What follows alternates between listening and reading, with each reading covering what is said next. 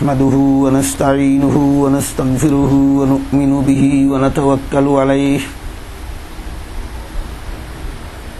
ونعوذ بالله من شرور أنفسنا ومن سيئات أعمالنا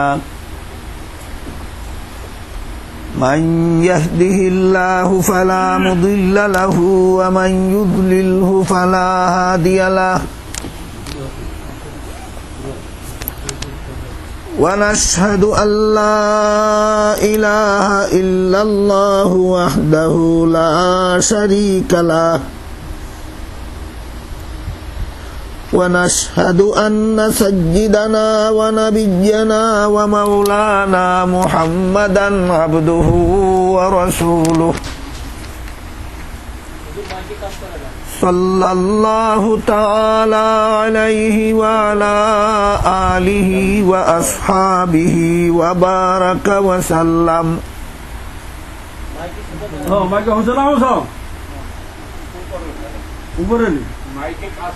মাইকে কাজ করতেছে না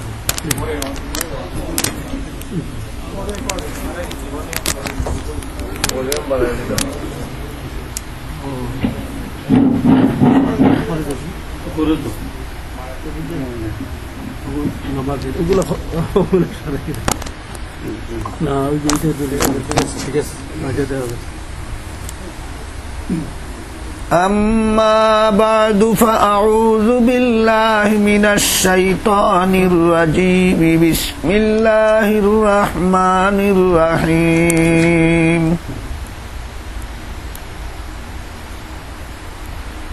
وإن تجهر بالقول فإنه يعلم السر وأخفى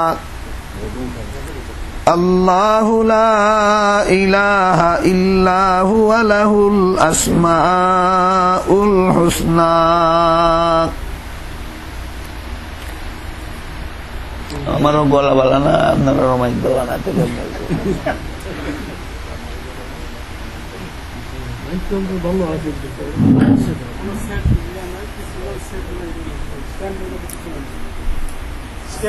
ফটো উঠাইতেছেন খে মেহরবানি করে বন্ধ করেন হযরত কোনো ফটো উঠাইবেন না কেউ হযরত উলামায়ে কেরাম মুহতারাম হাজিরিন আজকে আপনাদের খেদমতে সূরা তাহার 7 নম্বর এবং 8 নম্বর আয়াত তিলাওয়াত করা হলো এর আগে নিউ ইয়র্ক সিটির বিভিন্ন প্রোগ্রামে সূরা তাহার প্রথম আয়াত থেকে 6 নম্বর আয়াত পর্যন্ত এই আয়াতগুলির তাফসীর থেকে আলোচনা করা হয়েছে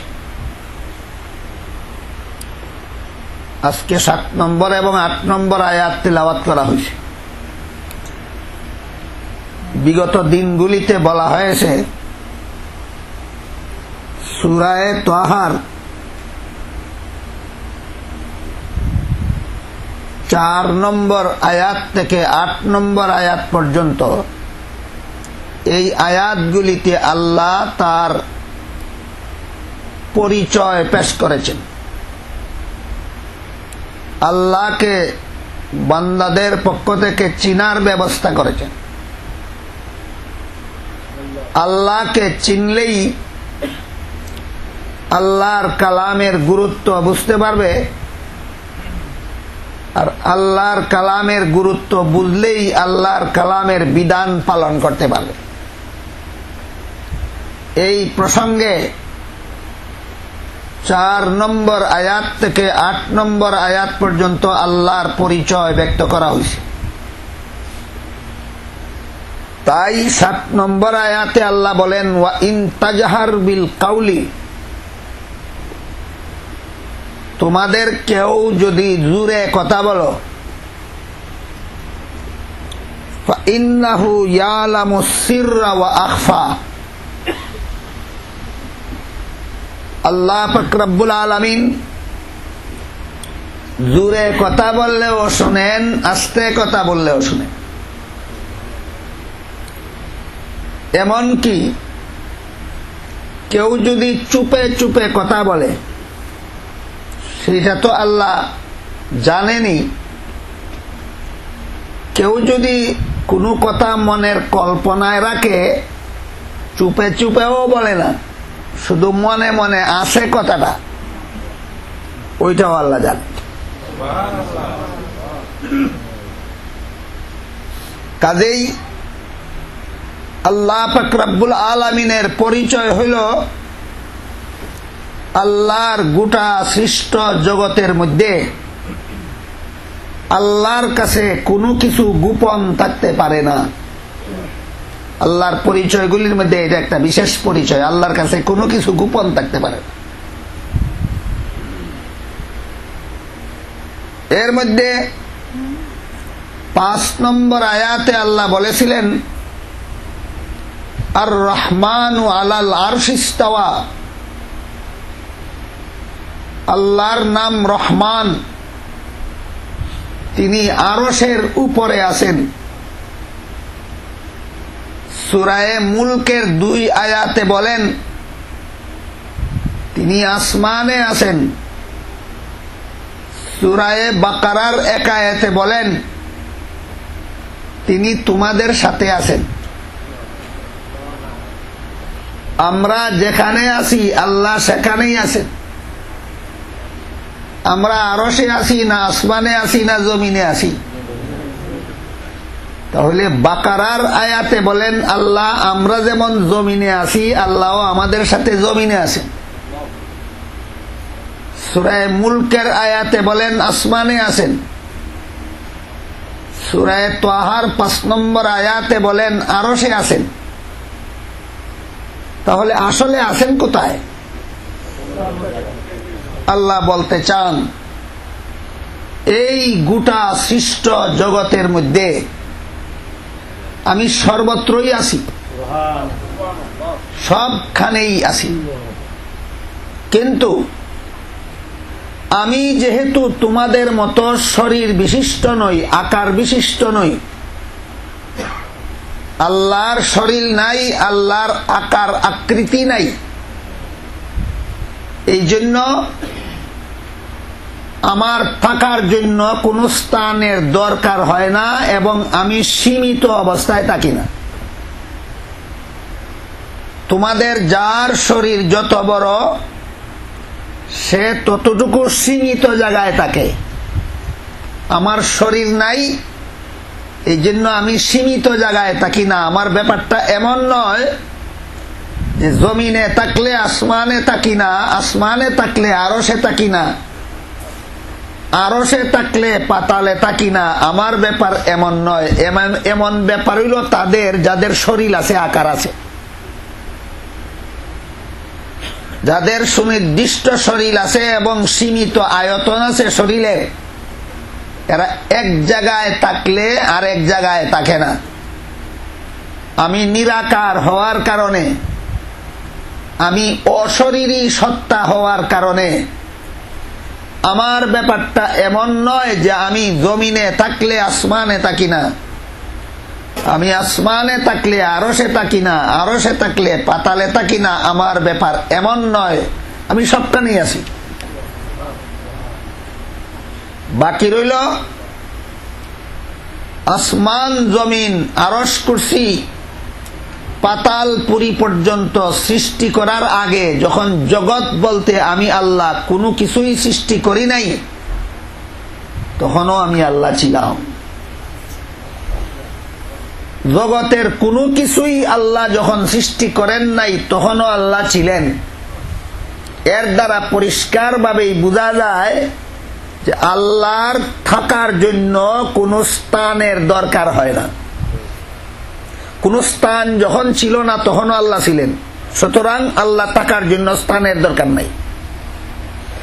এই জগৎগুলি সৃষ্টি করার পরে যে বললাম আমি জমিনে আছি, আসমানে আছি, আরশে আছি, এই কথাগুলির ব্যাখ্যা কি? এই কথাগুলির ব্যাখ্যা মুফাসসিরিনে কেরাম, সাহাবায়ে কেরামের যুগ থেকে পরবর্তী ইমামগণের যুগ পর্যন্ত দুইটা ব্যাখ্যা এই পর্যন্ত তারা পেশ করেছেন, দুটা ব্যাখ্যা সঠিক এবং সহিহ। আল্লাহ যে কোনো সময় বলেন আমি আরশে আছি, এর ব্যাখ্যা কি? আল্লাহ যে কোনো সময় বলেন আমি আসমানে আছি, এর ব্যাখ্যা কি? আল্লাহ যে কোনো সময় বলেন আমি তোমাদের সাথে আছি, অর্থাৎ জমিনে আছি, এর ব্যাখ্যা কি? সর্বযুগের মুহাদ্দিসিন মুফাসসিরিন এর পক্ষ থেকে এর দুইটা ব্যাখ্যা পেশ করা হয়েছে। একটা ব্যাখ্যা হইল আল্লাহর বিধান, আল্লাহর অস্তিত্ব নিয়ে তোমরা মাথা ঘামাইবে না, সাবধান। আল্লাহর অস্তিত্ব সম্পর্কে তোমাদের পরিষ্কার কোনো ধারণা দুনিয়ার জীবনে লাভ হবে না। আল্লাহর অস্তিত্ব নিয়ে মাথা ঘামাইও না, আল্লাহর কুদরত নিয়ে মাথা ঘামাও, আল্লাহর সিফত নিয়ে মাথা ঘামাও, আল্লাহর সৃষ্টি নিয়ে মাথা ঘামাও, আল্লাহর নিয়ামত নিয়ে মাথা ঘামাও। আল্লাহর অস্তিত্বটা কেমন, এই প্রশ্নের জবাব নিয়ে মাথা ঘামানি নিষেধ। কেন নিষেধ? এটা বুঝাবার জন্য আল্লাহ মানুষের মধ্যে একটা দৃষ্টান্ত দিয়েছে। আল্লাহ বলেন ইয়াসআলুনাকা আনির রূহ কুলির রূহু মিন আমরি রাব্বি ওয়া মা উতীতুম মিনাল ইলমি ইল্লা কালিলা। হে রাসূল করিম সাল্লাল্লাহু আলাইহি ওয়াসাল্লাম, লোকেরা আপনাকে রূহ সম্পর্কে জিজ্ঞাসা করে, আত্মা সম্পর্কে জিজ্ঞাসা করে। আপনি বলে দিন মানুষের রূহ বা আত্মা এটা আল্লাহর একটা হুকুম। এই ব্যাপারে তোমরা বেশি জ্ঞান লাভ করতে পারবে না।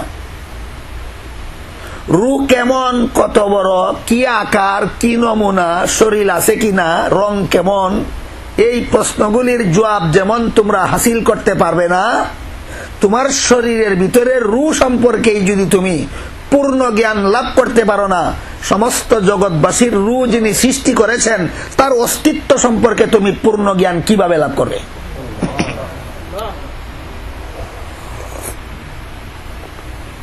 কাজেই আমরা যেমন ভাবে আমাদের রূহ সম্পর্কে পরিপূর্ণ জ্ঞান দুনিয়ার জীবনে হাসিল করতে পারবো না, মায়ের গর্ভস্থ সন্তানের ভিতরে রূহ ঢুকে। আপনারা কি বিশ্বাস করেন ঢুকে কিনা? মায়ের পেটের ভিতরে সন্তান, ওই সন্তানের ভিতরে রূহ ঢুকে। কোন দিক দিয়ে আসে, কোন দিক দিয়ে ঢুকে কেউ জানবে দূরের কথা, কেউ দেখবে দূরের কথা, কেউ বুঝবে দূরের কথা, ডাক্তারি পরীক্ষা নিরীক্ষায় ধরা পড়বে দূরের কথা।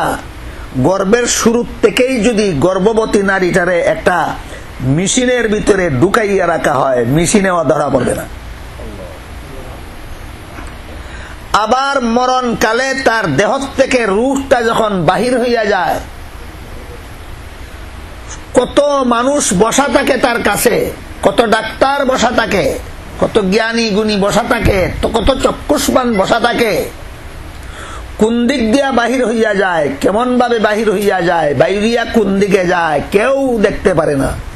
মেশিন ফিট করিয়া রাখলে মেশিনে ধরা পড়ে না কি বাইরিয়া গেল, মেশিনে শুধু বলতে পারে ভিতরে রইছে কি নাই, এতটুকু বলতে পারে। যতক্ষণ পর্যন্ত ভিতরে আছে মেশিন ফিট করলে মেশিনে বলতে পারে আছে, তাও মেশিনে ধরা পড়ে না, আলামতে বোঝা যায় আছে, কারণ তার হার্টের পালপিটিশন আছে, এটা লক্ষণ তার রূহ আছে। হার্টের পালপিটিশন বন্ধ হইয়া গেছে, এটা প্রমাণ হইল তার ভিতরে রূহ নাই, বাইর হইয়া গেছে। মেশিনে ধরা পড়ে না, মেশিনেও আলামতে বলে, লক্ষণে বলে। সুতরাং তোমাদের রূহ সম্পর্কে যদি, তোমাদের শরীরের ভিতরে যে রূহ থাকে, এই রূহ সম্পর্কে যদি তোমাদের পূর্ণ জ্ঞান হাসিল করা দুনিয়ার জীবনে সম্ভব না হয়, সমস্ত মানুষের রূহ যিনি সৃষ্টি করেছেন তার অস্তিত্ব সম্পর্কে তোমাদের জ্ঞান লাভ করা সম্ভব নয়। সুতরাং আল্লাহর অস্তিত্ব নিয়ে মাথা ঘামাইও না, আল্লাহর নিয়ামত নিয়ে মাথা ঘামাও।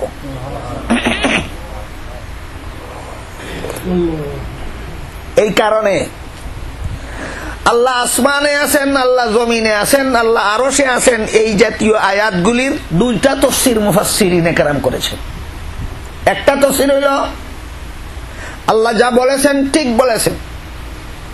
আল্লাহ যখন বলেছেন আরশে আছেন ঠিক বলেছেন। আল্লাহ যখন বলেছেন আসমানে আছেন ঠিক বলেছেন। আল্লাহ যখন বলেছেন তোমাদের সাথে সাথে অর্থাৎ জমিনে আছেন ঠিক বলেছেন। কিভাবে আছেন যে বুঝার জ্ঞান আমাদের নাই, বস এক তফসির শেষ। কথা বুঝলেন কিনা দেখেন, কিভাবে আছেন এটা বুঝার জ্ঞান আমাদের নাই, এবং এই জ্ঞান অনুসন্ধান করার দরকারও আমাদের নাই। এই জ্ঞান অনুসন্ধান করে আমাদের কোনো লাভও নাই। এক তফসির। আরেক তফসির হইল যে আল্লাহ পাক রব্বুল আলামিন আসমান জমিন চন্দ্র সূর্য গ্রহ নক্ষত্র পাহাড় পর্বত নদী নালা সাগর মহাসাগর এমনকি পাতাল পুরী পর্যন্ত আছেন কথার 2 নম্বর ব্যাখ্যা হইল জগতের সর্বত্র আল্লাহর এলিম এবং আল্লাহর কুদরত বিদ্যমান। জগতের মধ্যে এমন একটা বিন্দু নাই যে বিন্দুর মধ্যে আল্লাহর ক্ষমতা চলে না। গোটা সৃষ্ট জগতের মধ্যে এমন একটা ধুলার কণা নাই যেই ধুলার কণা সম্পর্কে আল্লাহ জানেন না। আল্লাহ সবখানে আছেন কথার 2 নম্বর ব্যাখ্যা, সবখানে আল্লাহর ক্ষমতা চলে এবং সবখানের খবর আল্লাহর আছে। এই বিষয়টা বুঝাই আল্লাহ বলেন وَإِن تَجْهَرْ بِالْقَوْلِ فَإِنَّهُ يَعْلَمُ السِّرَّ وَأَخْفَى। তুমি যদি জোরে কথা বলো এটা যেমন আল্লাহ শুনেন, তুমি যদি আস্তে কথা বলো সেটাও আল্লাহ শুনেন। তুমি যদি কথা না বলে মনে মনে গোপন রাখো সেটাও আল্লাহ জানেন। আচ্ছা, আপনাদেরকে একটা কথা জিজ্ঞাসা করি। ধরেন আমি একটা কথা আপনাদেরকে বলবো, এখনো বলি নাই, মনে মনে আছে। আমার এই কথাটা মুখে উচ্চারণ করার আগে আমাকে যদি একটা এক্সরে মেশিনে নিয়ে আমার 16 আনা বডির ফটোটা তোলা হয়, যেই কথাটা মনে আছে এই কথাটা কি এক্সরে মেশিনে উঠবে? তাহলে আমার মনের কথা যা মেশিনে ধরতে পারে না, আল্লাহ বলেন আমি তোমার মনের ভিতরে কোন কথা আছে তাও ধরতে পারি।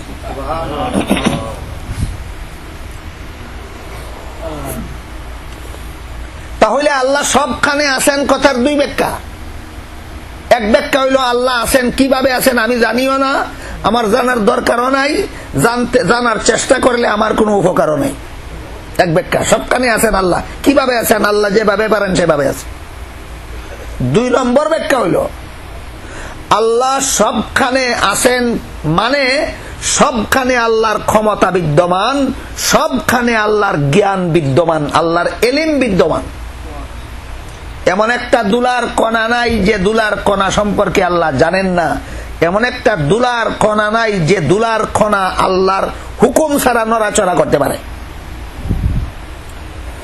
আফ্রিকার গভীর জঙ্গলে যেখানে সূর্যের আলো পৌঁছে না, সেই পাহাড় জঙ্গলের ভিতরে যদি একটা ছোট্ট একটা ক্ষুদ্র পিপিলিকার গর্ত থাকে, সেই ক্ষুদ্র পিপিলিকার গর্তের ভিতরে আপনারা কি মনে করেন আলোকিত না অন্ধকার? এমনি তো জঙ্গল সূর্যের আলো গর্তের বাইরেই পৌঁছে না। এই গভীর অন্ধকার জঙ্গলের ভিতরে যে ক্ষুদ্র পিপিলিকার গর্ত, সেই গর্তের ভিতরে সুইয়ের মাথার মতো ছোট ছোট পিপিলিকা, এর ফার কত বড়, যে ফিফরাটা সুইয়ের মাথার সমান তার পাও কত বড়, হাঁটার সময় সেই পাওটাও ফিফরা লড়ায় কিনা আপনারা কি মনে করেন? যত ছোট হই হোক তার পাও লড়ায় তো, আল্লাহ সেই লড়ানিও দেখেন। এই ক্ষুদ্র পিপিলিকার পায়ের নড়াচড়ার মধ্যেও এমন কিছু না কিছু আওয়াজ আছে যা তোমাদের কানে ধরা পড়বে দূরের কথা, তোমাদের মেশিনেও ধরা না পড়তে পারে, কিন্তু আল্লাহ পাক রব্বুল আলামিন জানে, শুনেন। সব কথার সার কথা আল্লাহ সবখানে আছেন কথার 2 ব্যাখ্যা। এক ব্যাখ্যা হইল আল্লাহ কিভাবে আছেন সেটা আমরা জানি না, জানার দরকার নেই। এটা সব থেকে নিরাপদ, এটা সব থেকে নিরাপদ। এটার মধ্যে কোনো তর্ক বিতর্কের অবকাশ নাই। আর একটা হইল আল্লাহ সবখানে আছেন মানে আল্লাহর ক্ষমতা সবখানে আছে, আল্লাহর শক্তি সবখানে আছে, আল্লাহর জ্ঞান সবখানে আছে।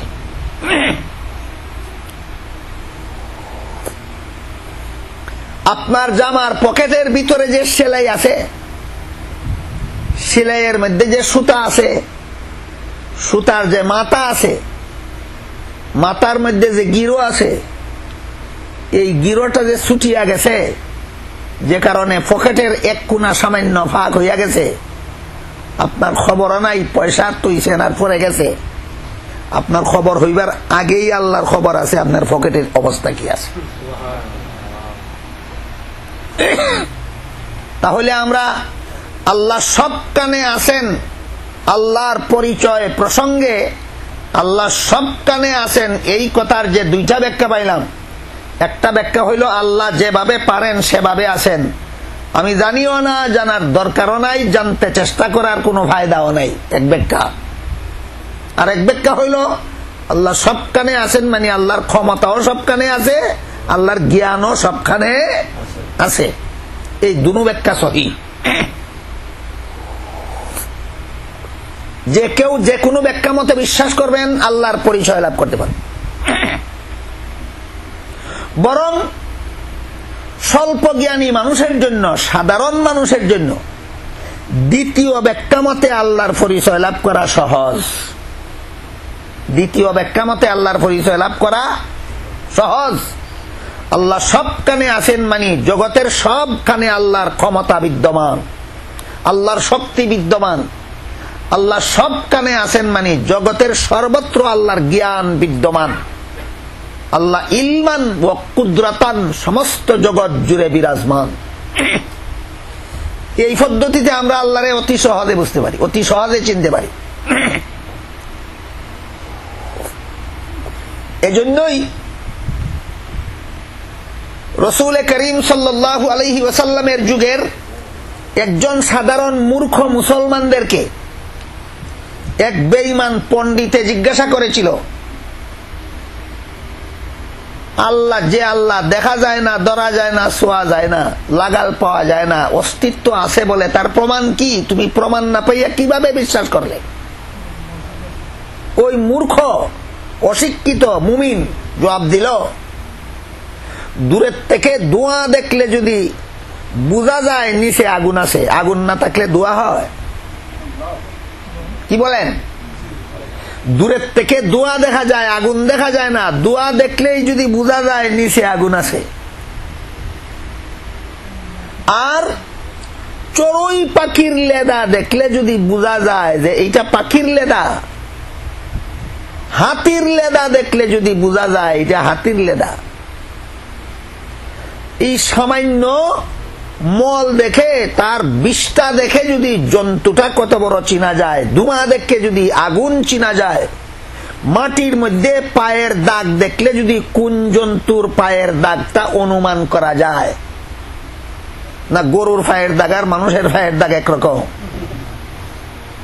মাটির মধ্যে পায়ের দাগ দেখলে যদি কোন জন্তুর পায়ের দাগটা জানতে পারা যায়, এত বড় বিশাল আসমান, জমিন, চন্দ্র, সূর্য, এইগুলি যে একটা নিয়ম শৃঙ্খলার ভিতর দিয়া চলে, এইগুলি দেখলে কি এদের চালক চিনা যায় না?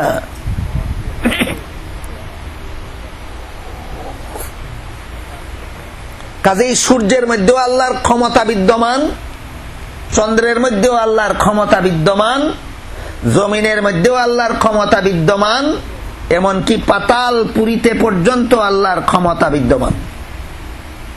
এই জন্য আল্লাহ বলেন, লাহু মা ফিস সামাওয়াতি ওয়া মা ফিল আরদি ওয়া মা বাইনাহুমা ওয়া মা তাহতাস সারা।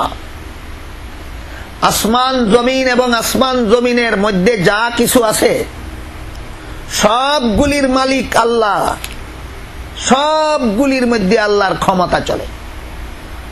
এমনকি জমিনের নিচে বিজ্ঞানীরা অনেক সময় চেষ্টা করেছে যে বাংলাদেশ থেকে আমেরিকা পর্যন্ত আকাশপথে আসতে আমেরিকার থেকে বাংলাদেশ পর্যন্ত আকাশপথে যাইতে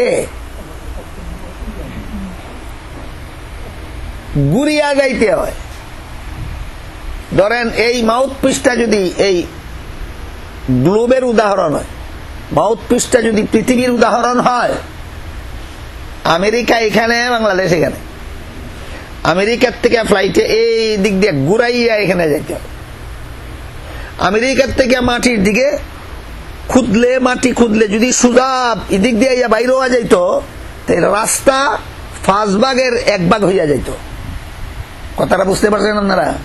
আকাশ পথে গেলে যেটুকু ঘুরিয়া যাইতে হয়, জমিনের ভিতর দিয়া যাইতে পারলে এর চেয়ে রাস্তা অনেক গুণে কম হইতো, এবং এই বিমানের এত খরচ লাগতো না। শুধু একটা লিফট ফিট করে দিলেই একটানে বাংলাদেশ থেকে আমেরিকা একবার ছেড়ে দিলেই বাংলাদেশ, আমেরিকা থেকে বাংলাদেশ যাওয়া যায়। এই বুদ্ধি করিয়া বিজ্ঞানীরা এই সুরঙ্গ পথ খুঁজার চেষ্টা করছে যে পৃথিবীর এক প্রান্ত থেকে আরেক প্রান্ত পর্যন্ত সুরঙ্গ খুঁদিয়া যাওয়া যায় কিনা। 6 মাইল পর্যন্ত যাওয়ার পরে দেখা গেল যে মেশিন দিয়া সুরঙ্গ খুদে, এই জমিনের গভীরে এমন উত্তপ্ত গরম স্তর আছে যার হিটে মেশিনের লোহা পর্যন্ত গলিয়া পানি হইয়া যায়। তাহলে যেখানে মেশিন গেলে মেশিনে মাটি খুঁড়বে দূরের কথা, মেশিন পর্যন্ত হিটে গলে পানি হইয়া যায়, এর নিচে কি আছে তোমরা কি জানো? আল্লাহ বলেন তোমরা কি জানো? এর নিচে কি আছে তোমরা জানো না, আমি আল্লাহ জানি। সুতরাং আমি ফাতালেও আছি। বুঝে থাকলে বলেন আল্লাহ ফাতালেও আছেন। কথাটার ব্যাখ্যা পরিষ্কার হয়েছে এখন? আল্লাহ ফাতালেও আছেন মানে ফাতালেও আল্লাহর ক্ষমতা চলে, ফাতালেও আল্লাহর জ্ঞান আছে, কি আছে না আছে। এটা হইল আল্লাহ সব কানে আছেন কথার 2 নম্বর ব্যাখ্যা।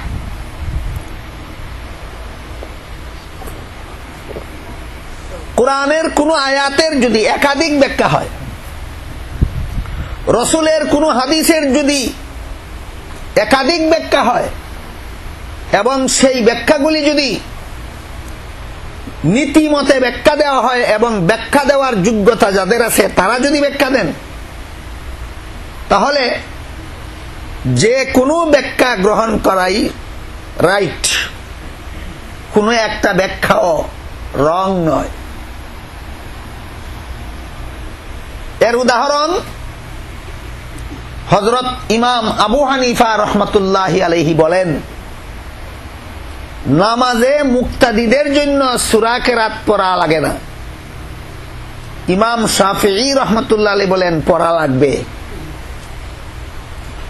ইমাম আবু হানিফা কোরআন হাদিস বুঝার বেলায় অযোগ্য না, ইমাম শাফিঈ অযোগ্য, দুজনই আমাদের চেয়ে যোগ্য। এক হাদিসে আল্লাহ রাসূল বলেন, খায়রুল কুরুনি কারনি সুম্মাল্লাযীনা ইয়ালুনাহুম সুম্মাল্লাযীনা ইয়ালুনাহুম সুম্মা ইয়াফশুল কিযব। অর্থাৎ শ্রেষ্ঠ মুসলমান, আল্লাহ রাসূল বলেন শ্রেষ্ঠ মুসলমান আমার যুগের মুসলমান সাহাবায়ে কেরাম, তারপরে 2 নম্বরে শ্রেষ্ঠ মুসলমান তাদের পরের যুগের মুসলমান তাবেঈন, তারপরে 3 নম্বরে শ্রেষ্ঠ মুসলমান তাদের পরের যুগের মুসলমান তাবে তাবেঈন। রাসূলকে যে সমস্ত ইমানদারেরা পাইছেন তাদের নাম সাহাবায়ে কেরাম, সাহাবায়ে কেরামদেরকে যে সমস্ত ইমানদারেরা পাইছেন তাদের নাম তাবেঈন, তাবেঈনকে যে সমস্ত ইমানদারগণ পাইছেন তাদের নাম তাবে তাবেঈন। আল্লাহ রাসূল বলেন এই 3 দল মুসলমান সঠিক মুসলমান, এই 3 দল মুসলমান সর্বশ্রেষ্ঠ মুসলমান। হযরত ইমাম আবু হানিফা রাহমাতুল্লাহি আলাইহি তাবেঈনদের অন্তর্ভুক্ত, ইমাম শাফিঈ রাহমাতুল্লাহি আলাইহি তাবে তাবেঈনদের অন্তর্ভুক্ত। রাসূলের হাদিস মতো বলেন ইমাম আবু হানিফা শ্রেষ্ঠ মুসলমান ছিলেন কিনা, ইমাম শাফিঈ শ্রেষ্ঠ মুসলমান ছিলেন কিনা? তাহলে কোরআন হাদিস তারা বেশি বুঝেছিলেন না আমরা বেশি বুঝেছি?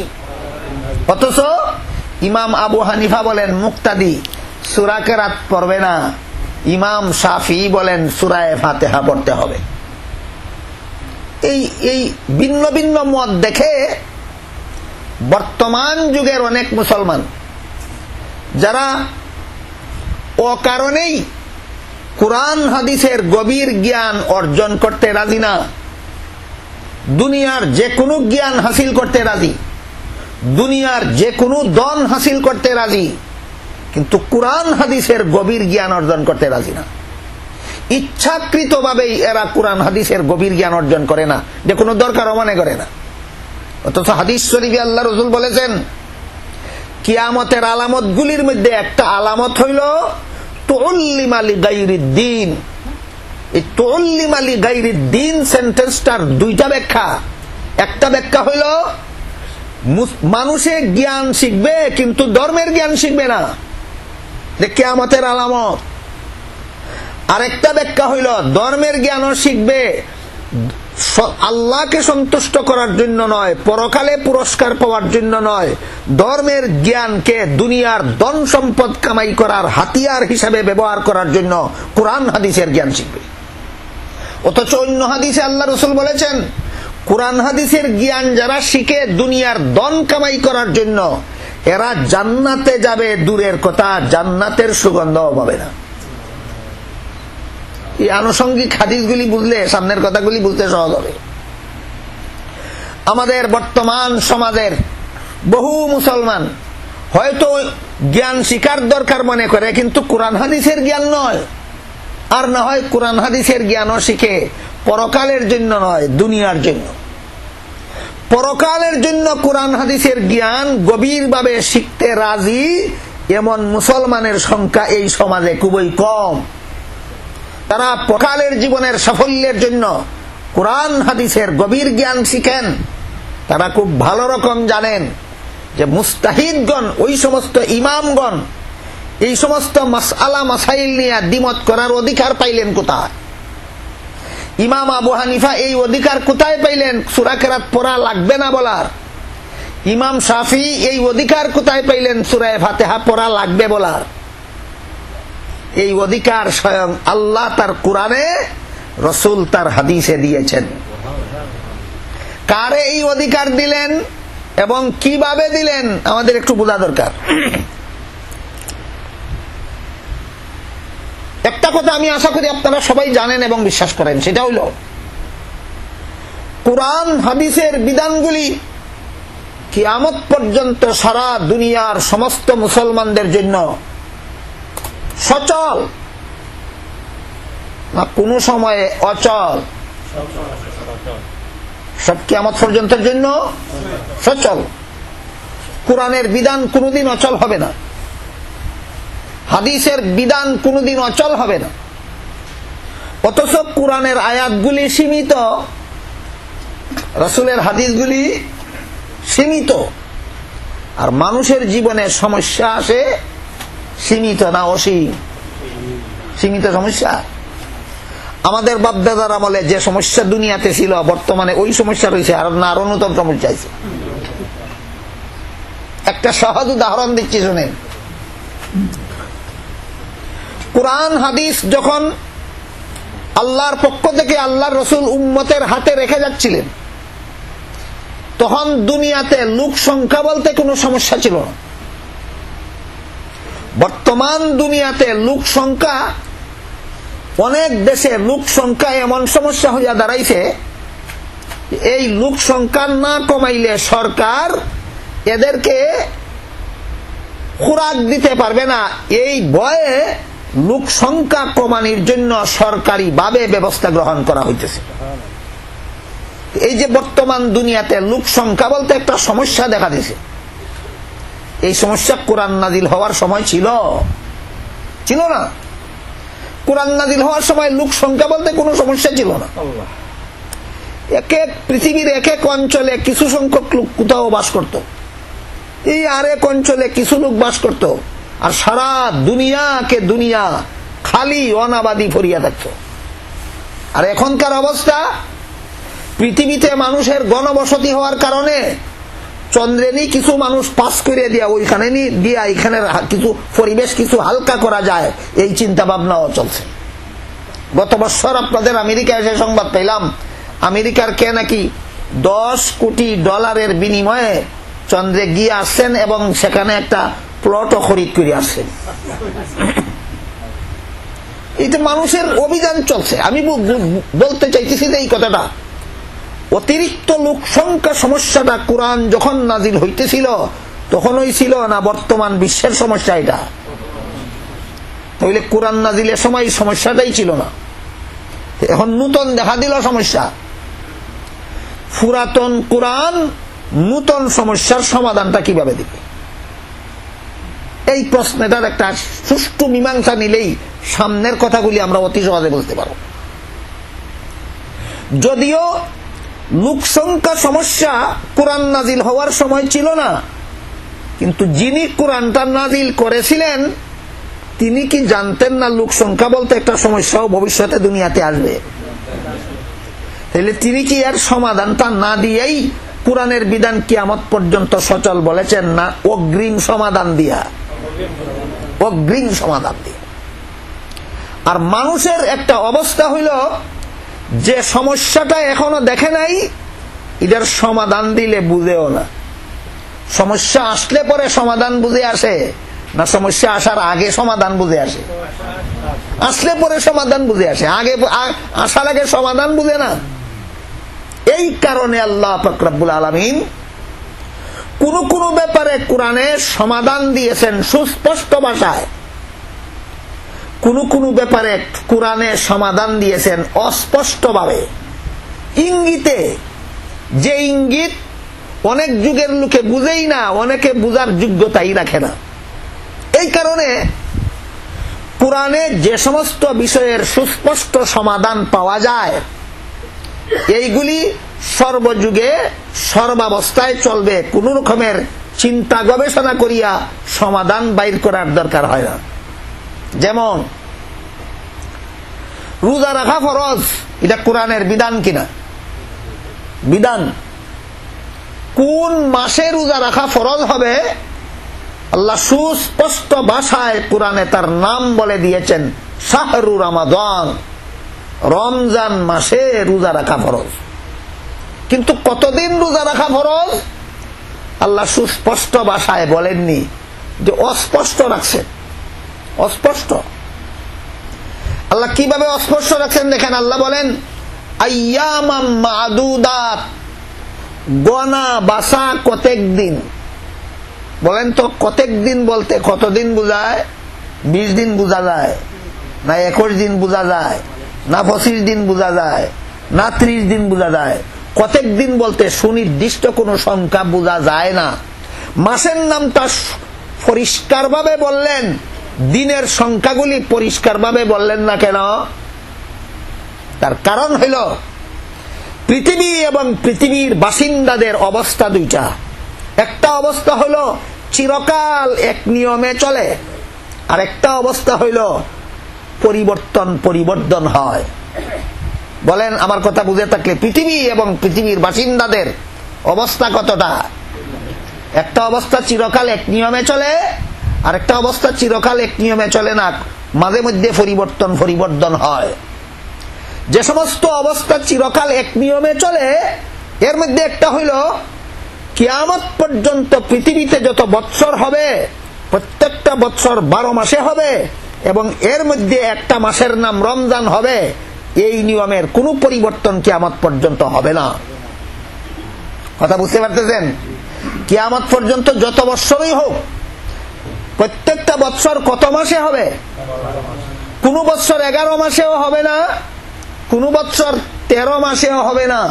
কিয়ামত পর্যন্ত পৃথিবীতে যতগুলি বৎসর আসবে সবগুলি বৎসর হবে 12 মাসে, এবং 12 মাসের মধ্যে একটা বৎসর একটা মাস রমজান অবশ্যই হবে। এই জন্য কোন মাসে রোজা রাখা ফরজ সুস্পষ্ট ভাষায় বলে দিয়েছেন শাহরু রমাদান। এই অবস্থার পরিবর্তন নাই, স্থায়ী বিধান দিয়া দিলাম রমজান মাসে রোজা রাখা ফরজ, এর কোনো পরিবর্তন হবে না। চিন্তা গবেষণা করে মাস নির্ধারণ করতে হবে না, মাসের নাম সুস্পষ্ট। কিন্তু আল্লাহ তখনই জানতেন প্রতি বৎসরের রমজান সুনির্দিষ্ট দিনের সংখ্যায় হবে না। কোন বৎসরের রমজান হবে 29 দিনে, কোন বৎসরের রমজান হবে 30 দিনে। বলেন দিনের সংখ্যা স্থায়ী না পরিবর্তনশীল? কাজেই যদি আল্লাহ বলে এটাও সুস্পষ্ট ভাবে বলে দিতেন যে রমজান মাসে আসলে রোজা রাখতে হবে 30 দিন, তাহলে রমজানের 29 দিন যেই বছর ঈদের চাঁদ দেখা যাইতো, ওই দিন আল্লাহর কথা 30 শব্দটা পুরা করার জন্য ঈদের দিনও রোজা রাখতে হইতো। কথা বুঝতে পারছেন? তাহলে দিনের সংখ্যা সুস্পষ্ট বলাটা মানুষের জন্য সুবিধাজনক না অস্পষ্ট রাখাটা সুবিধাজনক? তাইলে যে নিয়ম স্থায়ী ওই নিয়ম সম্পর্কে বিধান দিছেন সুস্পষ্ট ভাষায়, যে নিয়ম অস্থায়ী পরিবর্তনশীল এই নিয়ম সম্পর্কে বিধান দিয়েছেন সুস্পষ্ট ভাষায় নয়, অস্পষ্ট ভাষায়। এই অস্পষ্ট ভাষার সময় মতো সুস্পষ্ট বিধান, সুস্পষ্ট ব্যাখ্যা উদ্ধার করে জাতির সামনে পেশ করবে কারা?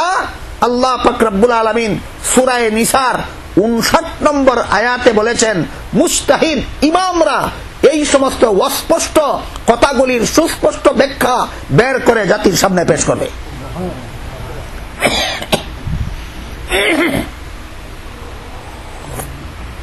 এবার সেই আয়াতটাও বোঝার চেষ্টা করি আমরা। আল্লাহ পাক রব্বুল আলামিন সূরা নিসার 59 নম্বর আয়াতে বলেন, ইয়া আইয়ুহাল্লাযীনা আমানু আতিউল্লাহা ওয়া আতিউর রাসূলা ওয়া উলিল আমরি মিনকুম ফাইন তানাযাতুম ফি শাইইন ফারুদ্দুহু ইলাল্লাহি ওয়া ইলার রাসূল। অর্থাৎ হে ঈমানদারগণ, তোমরা আল্লাহর হুকুম পালন করো। তারপরে বলেন রাসূলের হুকুম পালন করো। তারপরে বলেন উলুল আমরের হুকুম পালন করো। তারপরে বলেন উলুল আমরগণ যদি একমত হতে না পারেন, তাহলে যাদের মত কুরআন হাদিস থেকে উদ্ভূত তাদের অনুসরণ করো। এই আয়াতের ব্যাখ্যায় পৃথিবীর বিখ্যাত মুফাসসিরে কুরআন, পৃথিবীর বিখ্যাত দার্শনিক এবং পৃথিবীর বিখ্যাত ওলি, এই তিন গুণে একজন মানুষের মধ্যে একত্র হওয়া সাধারণ ব্যাপার নয়। সারা পৃথিবী বিখ্যাত মুফাসসিরে কুরআনও, সারা পৃথিবী বিখ্যাত দার্শনিকও, আবার সারা পৃথিবীর বিখ্যাত ওলিও এরকম এক ব্যক্তি হওয়া বড় কঠিন ব্যাপার।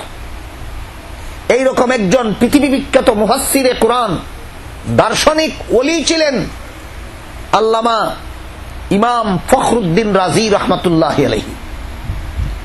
তার তাফসীরের অমর গ্রন্থ, যা সারা পৃথিবীর মুসলমানেরা যাকে ফলো করে থাকে, নাম তাফসীরে কবির। এই তাফসীরে কবিরে সূরা নিসার 59 নম্বর আয়াতের ব্যাখ্যায় উল্লেখ আছে, আল্লাহ যে বলেছেন সূরা নিসার 59 নম্বর আয়াতে যে আল্লাহ বলেছেন তোমরা আল্লাহর হুকুম মানো, সাথে সাথে আবার বলেছেন রাসূলের হুকুম মানো। আল্লাহর হুকুম মানলে আবার রাসূলের হুকুম মানবো কেন? আল্লাহর হুকুম কি আমাদের জন্য যথেষ্ট নয়? জবাব হল, অনেক কথাই আল্লাহ সুস্পষ্টভাবে কোরআনে বলেননি। না বলারও কারণ থাকতে পারে কিনা এতক্ষণের কথা বুঝে থাকলে বলুন। অনেক কথা আল্লাহ সুস্পষ্ট ভাবে কোরআনে বলেননি। সুতরাং কোরআনে যদি কোনো বিষয়ের সমাধান না পাও, তখন রাসূলের হাদিসে সেই বিষয়ের সমাধান তালাশ করো। এই জন্য এই আয়াতে আগে বলেছেন আল্লাহর হুকুম মানো কতক্ষণ? কোরআনের মধ্যে সুস্পষ্ট সমাধান পাইবে যতক্ষণ। এরপরে বলেন রাসূলের হুকুম মানো কখন? কোরআনে সমাধান পাবে না যখন। কথা বুঝতে পারেন? তাহলে আমরা কোরআন রে ফলো করবো কতক্ষণ? সুস্পষ্ট সমাধান কোরআনে পাওয়া যাবে যতক্ষণ। কোরআন বাদ দিয়া হাদিসে সমাধান তালাশ করতে যাব কখন? কোন বিষয়ের সমাধান কোরআনে পাবো না যখন। কথা বুঝে আসছে? আগের উদাহরণটাই বুঝেন। কোরআনে আল্লাহ কতদিন রোজা রাখতে হবে রমজান মাসে দিনের সংখ্যা সুস্পষ্ট ভাবে বলেননি, হাদিস শরীফে আল্লাহ রাসূল বলে দিয়েছেন। হাদিস শরীফে রাসূল করিম সাল্লাল্লাহু আলাইহি ওয়াসাল্লাম বলেন, চন্দ্রমাস 29 হতে পারে কোন কোন বছর, 30 হতে পারে কোন কোন বছর। কিয়ামত পর্যন্ত কোনদিন কোন চন্দ্রমাস 28 দিনেও হবে না, 31 দিনেও হবে না। হয়তো 29 আর না হয় 30, হয়তো 29 আর না হয় 30 হবে। হে আমার উম্মতেরা, সুতরাং কোন বছর রমজান মাসে রোজা তোমরা কতদিন রাখবে তোমরা বুঝবে কিভাবে? আল্লাহ তো দিনের সংখ্যা কোরআনে বলেননি, 29 দিন রাখবেও বলেননি, 30 দিন রাখবেও বলেননি। আল্লাহ অস্পষ্ট রেখেছেন। সেই অস্পষ্টতার সুস্পষ্ট সমাধান শোনো। যেই বছরের রমজান মাসের 29 তারিখ বিকাল বেলা নূতন চন্দ্র দেখা যাবে, শরীয়ত সম্মতভাবে চন্দ্র দেখা সাব্যস্ত হবে, সেই বছর রোজা রাখবে 29 দিন। আর যেই বছর রমজান মাসের 29 তারিখ বিকাল বেলা নূতন চন্দ্র দেখা সাব্যস্ত হবে না শরীয়তের বিধান মতে, সেই বছরই এই মাসটা গণ্য হবে 30। এই কারণে আল্লাহ পাক রব্বুল আলামিন সূরা নিসার 59 নম্বর আয়াতে বলেন, হে ঈমানদারগণ, আল্লাহর হুকুম মানো। এবার বলুন কতক্ষণ? সুস্পষ্ট বিধান কোরআনে পাওয়া যাবে যতক্ষণ। তারপরে বলেন রাসূলের হুকুম মানো। এবার বলেন কোন সময়? কোরআনের মধ্যে সুস্পষ্ট সমাধান পাওয়া যাবে না যে সময়, তখন তোমরা রসুলের হাদিস তালাশ করে দেখো রসুল সুস্পষ্ট সমাধান দিয়েছেন কিনা। অথচ কোরআনের আয়াতগুলি যেমন সীমিত, রাসূলের জীবদ্দশায় নাজিল হয়ে সমাপ্ত হয়ে গেছে, রাসূলের হাদিসগুলিও সীমিত। রাসূল দুনিয়াতে থাকাকালেই রাসূলের হাদিসগুলি উম্মতের হাতে সমঝাইয়া দেওয়ার কাজ সমাপ্ত হয়ে গেছে। সুতরাং রাসূল দুনিয়ার থেকে বিদায় হওয়ার পরে এমন কোন সমস্যা যদি তোমাদের সামনে আসে যার সমাধান কোরআনেও তালাশ করে পাও না, হাদিসেও তালাশ করে পাও না, এরকম সমস্যা যদি আসে, আল্লাহ পাক রব্বুল আলামিন সূরা নিসার 59 নম্বর আয়াতে বলেন, যে বিষয়ের সুস্পষ্ট সমাধান কোরআনেও পাবে না, হাদিসেও পাবে না, সেই বিষয়ের সমাধান উলুল আমরের কাছে অনুসন্ধান করো। এবার মুফাসসিরিনে কেরাম লেখেন উলুল আমর বলতে কি বুঝায়। তাফসীরের কিতাবে লিখেছেন উলুল আমরের ব্যাখ্যা দুইটা। উলুল আমরের একটা ব্যাখ্যা হইল দেশের সরকার, আর একটা ব্যাখ্যা হইল মুজতাহিদ ইমামগণ। তোমরা দেশের সরকারের আদেশ মানবে কতক্ষণ? তার আদেশ তোমার শরীয়তের বিরুদ্ধে না হবে যতক্ষণ। সরকার যদি অমুসলিম হয় আর সরকারে যদি এমন আইন জারি করে যে আইন ইসলামের বিরোধী তো নয়, বরং দেশের উন্নতির জন্য, সমাজের উন্নতির জন্য, জনগণের শান্তির জন্য সরকারে যদি আইন করে, এই সরকার যদি অমুসলিম হয়, এই সরকারের আইন পালন করা তোমাদের উপর ফরজ। এর একটা উদাহরণ শোনেন।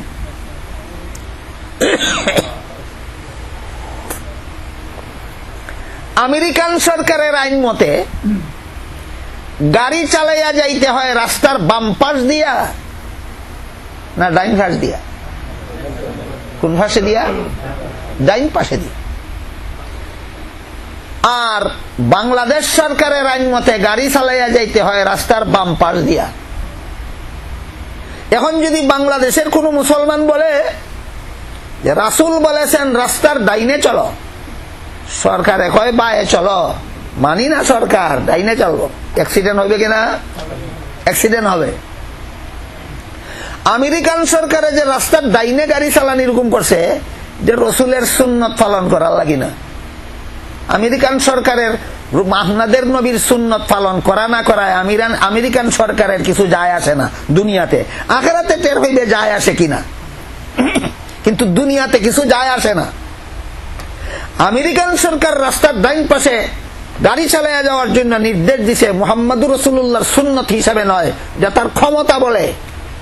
কাজেই আমেরিকায় যদি বসবাস করেন তাহলে নবীর সুন্নত এটা এমন একটা সুন্নত যেটা পালন করতে না পারলে গুনাহ হবে না। সুতরাং এটা যেহেতু পালন করতে না পারলে গুনাহ হবে না, অথচ সরকারের আইন লঙ্ঘন করে আপনি আমেরিকায় বাম সাইডে গাড়ি চালাইলে অ্যাক্সিডেন্ট হইলে যাবতীয় ক্ষয়ক্ষতির দায়িত্ব আপনাকেই বহন করতে হবে এবং সরকারের আইনে আপনার পানিশমেন্ট হবে। এই জন্য এখানে ডান পাশেই গাড়ি চালাতে হবে, সরকারের আইন মানতে হবে। এই উদাহরণটা বুঝতে যদি কারো কিছু অসুবিধা হয়, আর একটু সহজ একটা উদাহরণ দিচ্ছি শুনে। ট্রাফিক সিগন্যাল আছে, একটা লাল একটা সবুজ। লাল সিগন্যালের নিয়ম হইল সামনে যাওয়া যাবে না, সবুজ সিগন্যালের নিয়ম হইল সামনে যাওয়া যাবে। এই নিয়মটা আল্লাহ কোরআনে দিয়া দিছেন না রাসূল হাদিসে দিয়া দিছেন? না, আল্লাহও দিছেন না, রাসূলও দিছেন না। লাল বাতি জ্বালাইলে গাড়ি থামতে হবে, আর সবুজ বাতি জ্বালাইলে গাড়ি চালাইতে হবে। এই আইন আল্লাহরও নয়, রাসূলেরও নয়। এই হুকুম আল্লাহও করেননি, রাসূলও করেননি, করেছে সরকার। কেন করেছে? এই আইনে আমার ঈমান ইসলামের কোনো ক্ষতি হয় না। এই আইন কেন করেছে? আমরা অ্যাক্সিডেন্ট থেকে, দুর্ঘটনার থেকে বাঁচার জন্য, আমাদের শান্তির জন্য, আমাদের নিরাপত্তার জন্য, আমাদের উপকারের জন্য। সরকার বেঈমান হইলেও, সরকার অমুসলিম হইলেও, যে আইন আমার ইমানের বিরুদ্ধে যায় না, যে আইন আমার শান্তির জন্য করে, যে আইন আমার সুবিধার জন্য করে, এই আইন পালন করা ফরজ। সুতরাং এই আয়াতে উলুল আমর বলতে প্রথম নম্বর ব্যাখ্যা হইল সরকারের আইন পালন করো, আল্লাহর হুকুম পালন করো।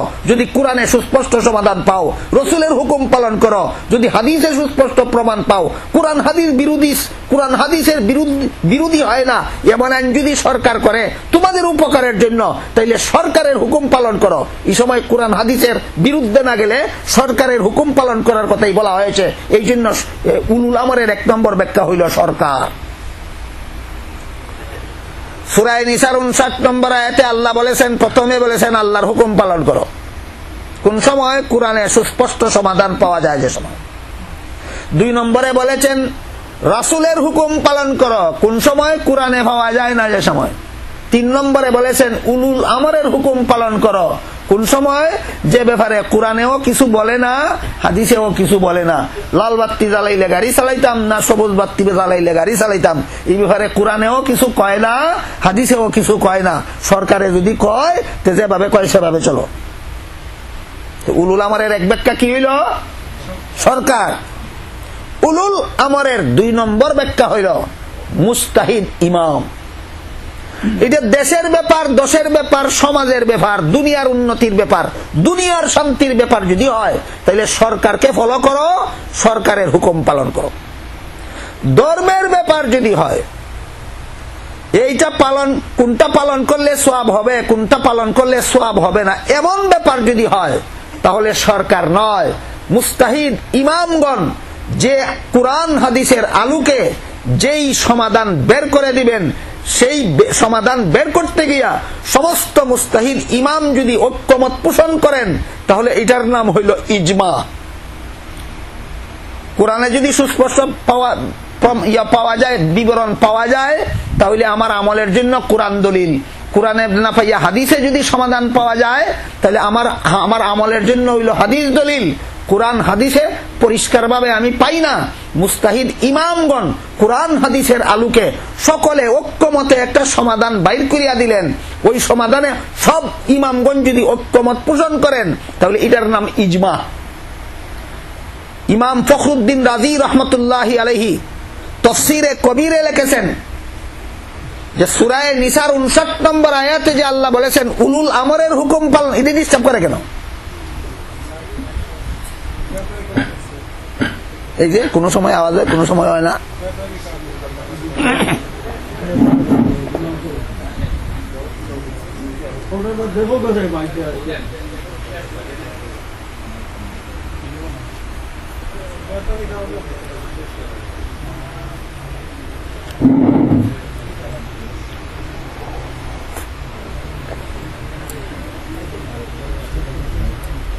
ইমাম ফখরুদ্দিন রাজি রহমতুল্লাহি আলাইহি তাফসীরে কবিরে সূরা নিসার 59 নম্বর আয়াতের ব্যাখ্যায় বলেন, আল্লাহ বলেছেন আল্লাহর হুকুম পালন করো কোরআনের দলিলের দ্বারা, রসুলের হুকুম পালন করো হাদিসের দলিলের দ্বারা, উলুল আমরের হুকুম পালন করো, মুস্তাহিদ ইমামগণ ঐক্যমতে যে সমাধান দেন সেই সমাধান গ্রহণ করো। ওয়া উলিল আমরি মিনকুম বলে আল্লাহ ইজমা যে ইসলামী শরীয়তের দলিল, এই কথা বলে দিয়েছেন। আর যদি মুস্তাহিদ ইমামগণ একমত হইতে না পারিয়া, যে বিষয়ের সমাধান কোরআনে পরিষ্কার ভাষায় পাওয়া যায় না, হাদিসে পরিষ্কার ভাষায় পাওয়া যায় না, সাহাবায়ে কেরামের ঐক্যমত পাওয়া যায় না, মুস্তাহিদ ইমামগণ সমাধান বাইর করতে গিয়ে একমত হইতে পারেন না, একজনে এইভাবে বলেন আর একজনে ওইভাবে বলেন, এই যেভাবেই বলেন যারাই ফলো করো সওয়াব হবে, এটা বুঝাইতে গিয়া আল্লাহ পাক রব্বুল আলামিন ফাইন তানাজাতুম ফি শাইইন ফারুদ্দুহু ইলাল্লাহি ওয়া ইলার রাসূল বলেছেন। অর্থাৎ এই আয়াতের মধ্যে আল্লাহ মুসলমানদের জন্য কিয়ামত পর্যন্ত কোন কাজ করবে কোন কাজ করবে না, কোন কাজ করলে সওয়াব হবে কোন কাজ করলে সওয়াব হবে না সাব্যস্ত করার জন্য 4টা দলিল নির্ধারণ করে দিয়েছেন। 1 নম্বর দলিলের নাম কোরআন, 2 নম্বর দলিলের নাম হাদিস, 3 নম্বর দলিলের নাম ইজমা, 4 নম্বর দলিলের নাম কিয়াস। কোরআন, হাদিস, ইজমা, কিয়াস এই 4টা হলো মুসলমানের জিন্দেগির সকল আমলের দলিল। এই কথাগুলি বুঝলে ইমাম আবু হানিফাকে কে অধিকার দিল কেরাত পড়তে লাগবে না বলার? মনে আছে প্রশ্ন? প্রশ্নের জবাব বুঝতে হলে এই কথাগুলি আগে বুঝা যাইতে হবে। ইমাম শাফিঈকে কে অধিকার দিল সূরা ফাতিহা পড়া লাগবে এই কথা বলার? কথাগুলি বুঝে থাকলে এবার বলেন কে অধিকার দিল? আল্লাহ। কোথায়? সূরা নিসার 59 নম্বর আয়াত। আমাদের সমাজের সর্বস্তরের মুসলমান 2টা দলিল ভালো রকম চিনেন, কোরআন এক দলিল আর হাদিস এক দলিল। আর বাকি 2টা দলিল আলেমগণ চিনেন, সাধারণ মানুষ সবাই চিনে না। মুস্তাহিদগণের ইজমাও একটা দলিল, সাহাবায়ে কেরামের ঐক্যমত এটাও দলিল। ইজমা যে দলিল এটার আবার 3টা স্তর। কোরআন হাদিসে পরিষ্কার সমাধান নাই এমন ব্যাপারে যদি সাহাবায়ে কেরাম একমত হইয়া গিয়া থাকেন, এটাই গোটা উম্মতকে মানতে হবে। কারণ সূরা নিসার 59 নম্বর আয়াতে ওই ঐক্যমত বা ইজমাকেও ইসলামী শরীয়তের দলিল সাব্যস্ত করে দেওয়া হয়েছে। এর একটা উদাহরণ শুনেন। মুহাম্মদুর রাসূলুল্লাহ সাল্লাল্লাহু আলাইহি ওয়াসাল্লাম দুনিয়া থেকে বিদায় হওয়ার পর রাসূলের প্রথম খলিফা কে হবেন? এই প্রশ্নের জবাব কোরআনের কোনো আয়াতও নাই, রাসূলের কোনো হাদিসও নেই। সমস্ত সাহাবায়ে কেরাম একমত হইছেন একমাত্র আবু বকরই রাসূলের প্রথম খলিফা হওয়ার যোগ্য। আপনারা কি মানেন? আবু বকর রাসূলের প্রথম খলিফা হওয়ার যোগ্য ছিলেন মানেন? কোন দলিলের দ্বারা? ইজমা। ইজমা একমত। কাদের ইজমা? কোরআনের আয়াতে পাইয়া, রাসূলের হাদিসে পাইয়া, না সাহাবায়ে কেরামের ঐক্যমত? সুতরাং এটার নাম ইজমা। সাহাবায়ে কেরাম যদি কোনো ব্যাপারে ঐক্যমত পোষণ করে থাকেন, পরবর্তী উম্মত কিয়ামত পর্যন্ত সেই ব্যাপারে দ্বিমত পোষণ করার অধিকার থাকে না। এইরকম নতুন সমস্যা যদি সাহাবায়ে কেরামের যুগে না আসিয়া তাবেঈন তাবে তাবেঈনের যুগে আসে, তাহলে তাবেঈন তাবে তাবেঈনের যুগের মুস্তাহিদ যারা, তারা যদি ঐক্যমত পোষণ করে থাকেন, 4 মাযহাবের 4 ইমাম যদি কোনো ব্যাপারে একমত পোষণ করেন, কিয়ামত পর্যন্ত আর কোন আলেমের জন্য ওই ব্যাপারে দ্বিমত পোষণ করার অধিকার থাকে না। 4 মাযহাবের 4 ইমামের যুগেও যে সমস্যা ছিল না, 4 ইমাম দুনিয়ার থেকে বিদায় হওয়ার পরে একটা নয়া সমস্যা এলো। এই ব্যাপারে সারা দুনিয়ার সমস্ত আলিমগণ যদি একমত পোষণ করেন, যারা আলেম না তাদের ওই ব্যাপারে দ্বিমত পোষণ করার কোনো অধিকার থাকে না। তাহলে ইজমার স্তর কটা হইল? 3টা। একটা হলো সাহাবায়ে কেরামের ইজমা, একটা হইল মুস্তাহিদ ইমামগণের ইজমা, আর একটা হইল পরবর্তী যুগের আলিমগণের ইজমা। ইজমা ও ইসলামী শরীয়তের দলিল কোন সূরার কত নম্বর আয়াতের দ্বারা আল্লাহ সাব্যস্ত করে দিলেন? সূরা নিসার 59 নম্বর আয়াতের দ্বারা আল্লাহ ইজমাকেও ইসলামী শরীয়তের দলিল সাব্যস্ত করে দিলেন।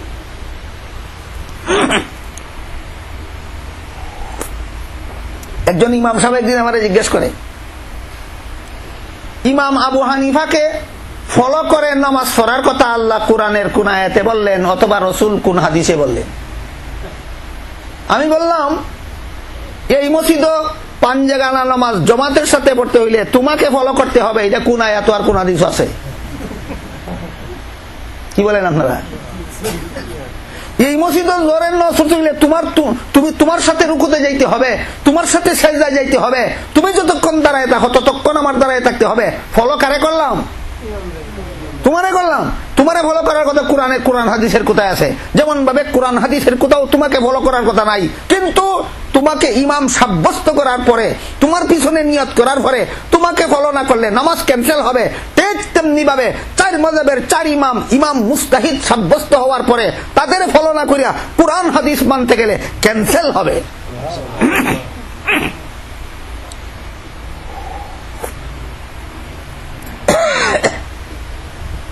গেল 3 দলিলের বিবরণ। মুসলমানের আমলের জন্য 1 নম্বর দলিল কুরআন, 2 নম্বর দলিল হাদিস, 3 নম্বর দলিল ইজমা। ইজমার স্তর আবার কটা? 3টা। সাহাবায়ে কেরামের ইজমা, মুস্তাহিদ ইমামগণের ইজমা, আর পরবর্তী যুগের আলিমগণের ইজমা। যদি ইজমা না হয়, কুরআনে যে বিষয়ে সমাধান পাওয়া যায় না, যে সমাধান বাইর করতে গিয়া সাহাবায়ে কেরামের মধ্যে যদি দুই মত হইয়া যায়, সাহাবায়ে কেরামের দ্বারা যে বিষয়ের সমাধান পাওয়া যায় না, যে সমাধান বাইর করতে গিয়া 4 মাযহাবের 4 ইমামের যদি দ্বিমত হইয়া যায়, 4 মাযহাবের 4 ইমামের যুগে যেই সমস্যা ছিল না, পরবর্তী যুগের উদ্ভূত নতুন সমস্যার সমাধান দিতে গিয়া আলেমদের মধ্যে যদি দ্বিমত হইয়া যায়, তখন কি হবে? তখন যে কোনো একটা মত পোষণ পালন করলেই আল্লাহর কাছে সওয়াব পাওয়া যাবে। এই সময়ের এক একটা মতের নাম এক একটা মাযহাব। আমাদের সমাজে এইরকম ভণ্ডিত হওয়া যায়। সূরা কেরাত পড়তাম, ইমামের পিছে নামাজ পড়ার সময় সূরা ফাতিহা পড়তাম না, পড়তাম না। পড়া যদি ঠিক হইয়া থাকে তে তো না পড়া ভুল, আর না পড়া যদি ঠিক হইয়া থাকে তে তো পড়া ভুল। অতিরিক্ত পণ্ডিতি, অতিরিক্ত পণ্ডিতি। সহিহ বুখারী শরীফের হাদিসে আছে, তিরমিজি শরীফের হাদিসে আছে, বিভিন্ন সিহাহ সিত্তার কিতাবের হাদিসে আছে, যে সমস্ত বিষয় ওই মুস্তাহিদগণ ইজতিহাদ করিয়া সমাধান বের করে। কুরআনে পরিষ্কার সমাধান নাই, হাদিসে পরিষ্কার সমাধান নাই। কুরআন হাদিসের বিশেষ জ্ঞানীরা কুরআন হাদিসের আলোকে যখন সমাধান বের করে, এই সমাধান বের করতে গিয়া যদি 2 জনের মধ্যে দ্বিমত হয়, আল্লাহর রাসূল বলেন, সহিহ বুখারী শরীফের হাদিস, উভয় মতে সওয়াব আছে, কোনো মতে গুনাহ নাই। রাসূল সহিহ হাদিসে বলেন, সমাধান বাইর করার দায়িত্ব যারা রাতে দেওয়া হইছে, এরা বাইর করতে গিয়া যদি এদের মধ্যে দ্বিমত হয়, উভয় মতে সওয়াব আছে। তোমারে কে কইছে পণ্ডিতি কইরা কইতা একটা ঠিক হইলে আর একটা ভুল হইছে? এই ব্যাপারে আরো কিছু কথা শুনেন। একবার হযরত রাসূল করিম সাল্লাল্লাহু আলাইহি ওয়াসাল্লাম একদল সাহাবায়ে কেরামকে এক যুদ্ধে পাঠাইলেন। বললেন, এত তাড়াতাড়ি যাবে তোমরা যেন জায়গায় গিয়া, গন্তব্যস্থলে গিয়া যেন আসরের নামাজ পড়া যায়। সাহাবায়ে কেরাম বিশেষ কারণবশত যাওয়ার পথে রাস্তায় দেরি হয়ে গেল। অবস্থায় এমন দাঁড়াইল যে গন্তব্যস্থলে পৌঁছলে আর আসরের নামাজের টাইম থাকবে না।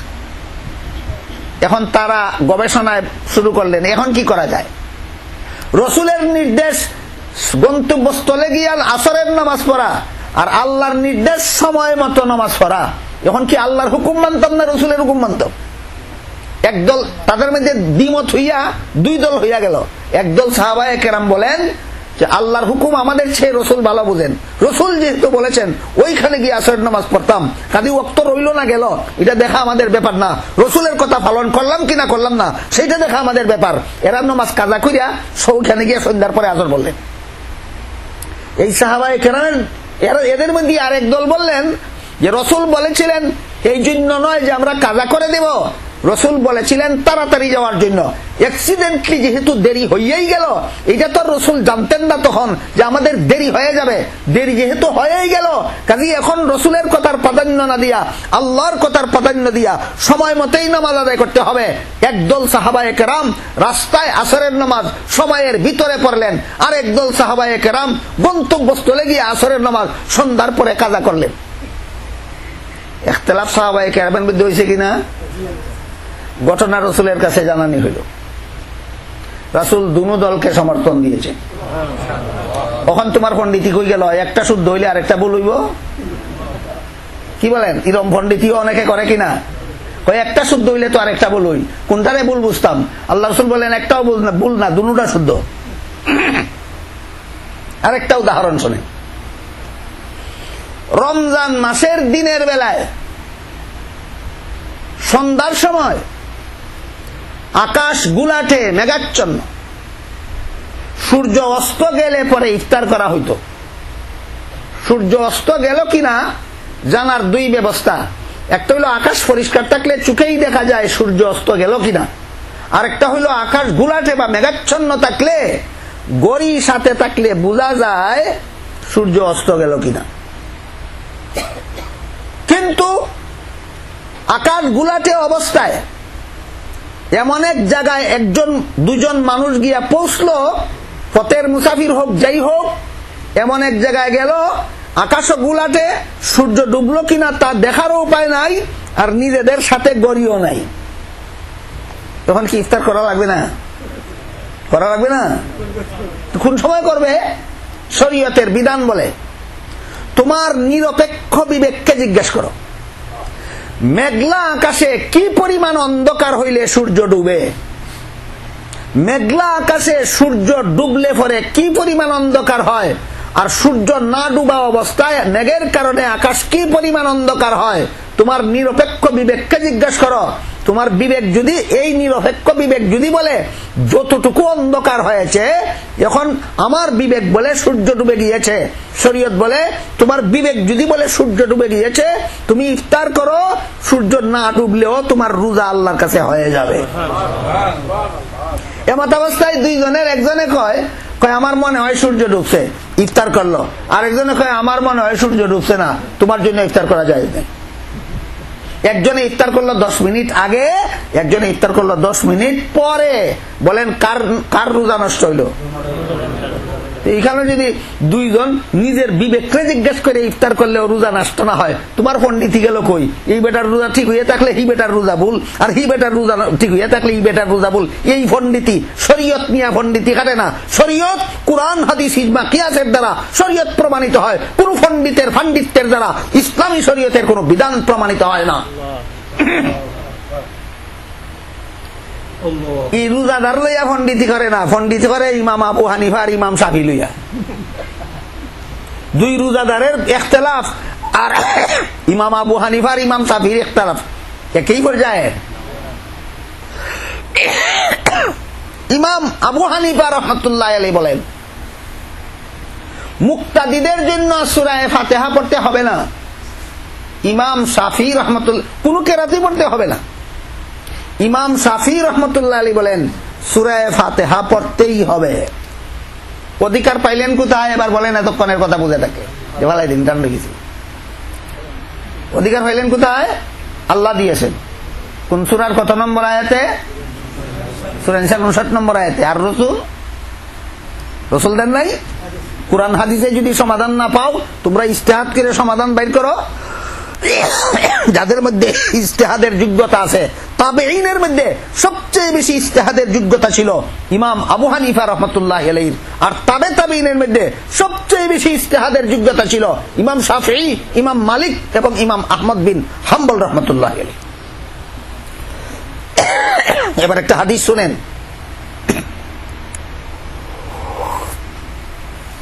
হযরত রাসূল করিম সাল্লাল্লাহু আলাইহি ওয়াসাল্লাম ইয়ামন দেশের বাসিন্দারা যখন মুসলমান হয়ে গেল, আল্লাহ রসুল ইয়ামনের জন্য একজন গভর্নর নিযুক্ত করলেন। একজন বিশিষ্ট সাহাবী, তার নাম ছিল হযরত মুআজ ইবনে জবল রাদিয়াল্লাহু তাআলা আনহু। হযরত মুআজ ইবনে জবল রাদিয়াল্লাহু তাআলা আনহুকে ওই ইয়ামন দেশের গভর্নর বানাইয়া তাকে পাঠাইতে চাইলেন। পাঠাইবার সময়, বিদায় দেওয়ার সময় মুআজ ইবনে জবলকে আল্লাহ রাসূল জিজ্ঞাসা করলেন, তুমি যে আমার পক্ষ থেকে ওই দেশের গভর্নর হইয়া যাইতেছ, তুমি এই দেশের মানুষের সমস্যার সমাধান কিসের দ্বারা দিবে? মুআজ ইবনে জবল বলেন, কুরআনের দ্বারা দেব। রাসূল বলেন, কুরআনে যদি কোনো বিষয়ের সমাধান না পাও, এতক্ষণের কথা বুঝে থাকলে বলুন, এমন নতুন সমস্যা মানুষের জীবনে আসতে পারে কিনা যার পরিষ্কার সমাধান কোরআনে পাওয়া নাও যাইতে পারে? আসে কিনা? এই জন্য রাসূল জিজ্ঞাসা করেন, কোরআনে যদি কোনো বিষয়ের সমাধান না পাও? হযরত মুআজ ইবনে জবল রাদিয়াল্লাহু আনহু বলেন, এমন কোন সমস্যা যদি নতুন ভাবে ইয়ামনবাসীর কাছে আসে, সমাধান দেওয়ার জন্য আমাকে আপনি পাঠাইতেছেন, আমি যদি কোরআনে এই সমস্যার সমাধান পাই না, তাহলে আমি আপনার হাদিস থেকে সমাধান নিব। রাসূল বলেন, ও মুআজ, আমার হাদিসে তালাশ করেও যদি এমন নয় কোনো সমস্যা যদি আসে যার সমাধান তুমি আমার হাদিসেও তালাশ করে না পাও, তখন তুমি সমাধান কিভাবে দিবে? হযরত মুয়াজ বলেন, আমি ইজতিহাদ করব, আমি কুরআন হাদিসের আলোকে গবেষণা করে কুরআন হাদিসের বিধান এর আলোকেই আমি সেই নতুন সমস্যার সমাধান বের করার জন্য বিশেষ রকমের গবেষণা, এই গবেষণাকেই ইসলামের পরিভাষায় ইজতিহাদ বলা হয়। আমি ইজতিহাদ করে সমাধান বের করব। তখন আল্লাহ রাসূল সন্তুষ্ট হইয়া তার এই কথাকে সমর্থন দিলেন। সুতরাং যেই বিষয়ের সমাধান কোরআন হাদিসে পাওয়া যায় না, সেই বিষয়ের সমাধান ইজতিহাদ করে বাইর করা আল্লাহর রাসূলের সমর্থিত কিনা? সমর্থিত। এবার শুনেন, যে বিষয়ের সমাধান কোরআনে পাওয়া যায় না, অথবা পাওয়া যায় কিন্তু পরিষ্কার না, অথবা পরিষ্কারই কিন্তু একটা একরকম আর একটা আরেক রকম, তিন অবস্থায় সুস্পষ্ট সমাধান বাইর করার দায়িত্ব কুরআন হাদিস মুস্তাহিদ ইমামগণের হাতে অর্পণ করেছে। কতটা অবস্থায়? তিন অবস্থায়। এক নম্বর, কুরআন হাদিসে যদি পাওয়া যায় না। দুই নম্বর, পাওয়া যায় কিন্তু পরিষ্কার না। তিন নম্বর, পরিষ্কারই কিন্তু একটা একরকম আর একটা আরেক রকম। এই তিন নম্বরটার উদাহরণ দেই, সবগুলি উদাহরণ একদিনে দিয়ে শেষ করা যাবে না, আপনাদের সময় শেষ হয়ে যাবে। তিন নম্বরটার উদাহরণ শুনেন। এক হাদিসে হযরত রাসূল করিম সাল্লাল্লাহু আলাইহি ওয়াসাল্লাম বলেন, লা সালাতা লিমান লাম ইয়াকরা বিফাতিহাতিল কিতাব। যে ব্যক্তি তার নামাজে সূরা ফাতিহা পড়বে না, তার নামাজ হবে না। সমাধান অপরিষ্কার না পরিষ্কার? পরিষ্কার। সমাধান পরিষ্কার, তার নামাজ হবে না। আরেক হাদিসে আল্লাহ রাসূল বলেন, মান কানা লাহু ইমামুন ফাকিরাআতুল ইমাম লাহু কিরাআতুন। যে ব্যক্তি ইমামের পিছনে নামাজ পড়বে, তার পক্ষ থেকে সূরা কিরাত ইমামে পড়বে। কখন কে দিল? এটা কি অপরিষ্কার না পরিষ্কার? এখন প্রশ্ন জাগে, সূরা ফাতিহা যে পড়লো না তার নামাজই হবে না, একদিকে রাসূল বললেন, আর একদিকে রাসূল বললেন ইমামে পড়লে চলবে, মুক্তাদির পড়া লাগবে না। ওই হাদিসের দ্বারা বোঝা যায় পড়তেই হবে সকলের, এই হাদিসের দ্বারা বোঝা যায় ইমামে পড়লেই চলবে। পরিষ্কার সমাধান দুটো হাদিসই আছে, কিন্তু একটা মানলে আরেকটা মানা কঠিন, আরেকটা মানলে আরেকটা মানা কঠিন। এখন কি করতে হবে? এতক্ষণের কথা বুঝে থাকলে এবার আপনারা বলুন এখন কি করতে হবে? এখন সমাধান ওই মুস্তাহিদ ইমামগণ সমাধান বের করে দেবেন। এই হাদিসগুলির সমাধান বাইর করতে গিয়া ইমাম শাফিঈ রাহমাতুল্লাহি আলাইহি বলেন, প্রথম হাদিস দলিল সর্বলোকেরই সূরা ফাতিহা পড়তে হবে। ইমাম আবু হানিফা রাহমাতুল্লাহি আলাইহি বলেন, যে ব্যক্তি সূরা ফাতিহা পড়বে না তার নামাজ হবে না। এই হাদিসটা দুই দল লোকের জন্য, এক দল যারা একা একা নামাজ পড়ে, আর এক দল যারা ইমামতি করে। এই দুই দলের জন্য রাসূলের ওই হাদিস, যে হাদিসে রাসূল বলেছেন সূরা ফাতিহা না পড়লে নামাজই হবে না। আর তৃতীয় আরেক দল যারা একা নামাজ পড়ে না, জমাতে পড়ে, কিন্তু ইমাম হইয়া নয়, মুক্তাদি হইয়া, এদের জন্য রাসূলের সেই হাদিস, যে হাদিসে রাসূল বলেছেন মান কানা লাহু ইমামুন ফাকিরাআতুল ইমাম লাহু কিরাআতুন, যে ইমামের পিছনে নামাজ পড়বে তার পক্ষ থেকে সূরা কিরাত ইমামে পড়বে। ইমাম আবু হানিফার ফয়সালা মতো দুটো হাদিস আমল করা যায়, ইমাম শাফিঈর ফয়সালা মতো এক হাদিস আমল করলে আরেক হাদিস রহিত হইয়া যায়। কোনটা উত্তম? কোনটা উত্তম? এক হাদিস আমল করে আরেক হাদিস রহিত করে দেওয়া উত্তম, না সকল হাদিসের উপর আমলের রাস্তা বাইর করা উত্তম? এই জন্য ইমাম আবু হানিফা হইলেন শ্রেষ্ঠ ইমাম। ইমাম আবু হানিফা এমন ভাবে ইজতিহাদ করেছেন যাতে সবগুলি হাদিসের উপর আমল করা যায়, কোন হাদিসের আমল যেন বাদ না হয়। এর আরেকটা উদাহরণ শুনেন। তাকবীরে তাহরিমার পরে নামাজে হাত বান্ধার বেলায় কোন কোন হাদিসে আছে সিনায় হাত বাঁধতে হবে, কোন কোন হাদিসে আছে নাভির নিচে হাত বাঁধতে হবে। তা হাত বান্ধার হাদিস কত প্রকার হইল? সিনা নামটাও পরিষ্কার, নাবির নিচ নামটাও পরিষ্কার। ই হাদিস মানলে ওই হাদিস মানারও হয় নাই, ওই হাদিস মানলে এই হাদিস মানারও হয় নাই। বলেন এমন সময় কি করতে হবে? মুস্তাহিদ ইমামগণের গবেষণার দ্বারা ফয়সালা বের করতে হবে। হযরত ইমাম আবু হানিফা বলেন, সিনায় হাত বান্দার হাদিসগুলি আমল করবে নারীরা, আর নাবির নিচে হাত বান্দার হাদিসগুলি আমল করবে পুরুষেরা। বলেন কোন হাদিস আমল থেকে বাদ গেল? এখন আপনারা নারীরাও যদি সিনায় হাত বাঁধেন, আপনারা পুরুষেরাও যদি সিনায় হাত বাঁধেন, নাবির নিচে হাত বান্দার হাদিসগুলি রাখবেন কোথায়? এবার বুঝে থাকলে বলেন, হাদিস আমরা বেশি বুঝলাম না চারো মাযহাবের মধ্যে সবচেয়ে বেশি বুঝলেন ইমাম আবু হানিফা রাহমাতুল্লাহ আলাইহি? সবচেয়ে বেশি রাসূলের হাদিস সবচেয়ে বেশি বুঝেছেন ইমাম আবু হানিফা রাহমাতুল্লাহ আলাইহি। সবগুলি হাদিস আমল করার ব্যবস্থা প্রদান করে দিয়েছেন হযরত ইমাম আবু হানিফা রাহমাতুল্লাহ আলাইহি।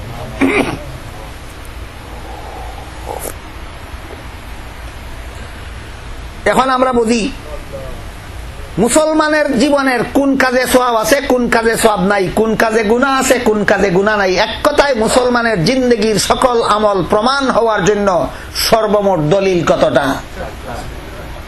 কুরআন, হাদিস, ইজমা, কিয়াস। তাফসীরে কবিরে লেখেন, আতিউল্লাহ বলে আল্লাহ কুরআনকে দলিল সাব্যস্ত করেছেন, আতিউর রাসূল বলে আল্লাহ হাদিসকে দলিল সাব্যস্ত করেছেন, উলিল আমরি মিনকুম বলে ইজমাকে দলিল সাব্যস্ত করেছেন, ফাইন তানাজাতুম বলে আল্লাহ মুস্তাহিদ ইমামগণের মাযহাবকে ইসলামী শরীয়তের দলিল সাব্যস্ত করেছেন। মুস্তাহিদ ইমামগণের মাযহাব ইসলামী শরীয়তের দলিল।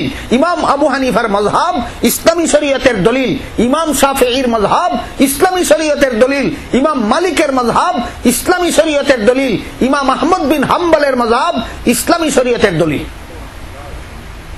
এখন দুই মাযহাবে যদি দুই ভাবে কয়, একটা ভুল আর একটা শুদ্ধ, একটা সওয়াব আর একটা গুনাহ, না দুটোটাতে সওয়াব? কোন কিতাবের হাদিস? সহিহ বুখারী শরীফের হাদিস। সহিহ বুখারী শরীফের হাদিস, তিরমিজি শরীফও আছে, সিয়াসিত্তার আরো বহু কিতাবের হাদিসের কিতাব আছে। আল্লাহ রাসূল বলেন, দুই মুস্তাহিদ ইমাম যদি সমাধান দুই ভাবে দেন, দুটোটাতেই সওয়াব আছে, যারাই ফলো করবা তোমরা সব পাইবা আল্লাহর কাছে।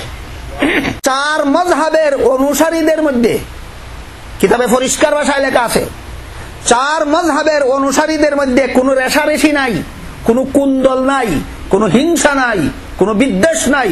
আমি ইমাম আবু হানিফাকে ফলো করে মুক্তাদি অবস্থায় নামাজ পড়ার সময় সূরা ফাতিহা পড়ি না, ইমাম শাফিঈর অনুসারীরা পড়ে, আমি তাদেরকে শ্রদ্ধা করি। ইমাম শাফিঈর অনুসারীরা ইমামের সাথে নামাজ পড়ার সময় সূরা ফাতিহা পড়ে, আমরা ইমাম আবু হানিফার অনুসারীরা পড়ি না, কিন্তু আমাদেরকে তারা শ্রদ্ধা করে। কোনো হিংসা নাই, কোনো বিদ্বেষ নাই, কোনো কুন্দল নাই, কোনো ঝগড়া নাই, কোনো ফসাদ নাই। চার মাযহাবে কোনো ঝগড়া নাই, ফসাদ নাই। কিন্তু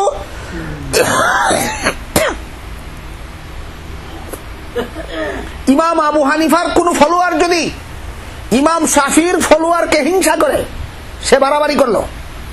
কি করলো? বাড়াবাড়ি করলো। এই বাড়াবাড়ি গুনাহ।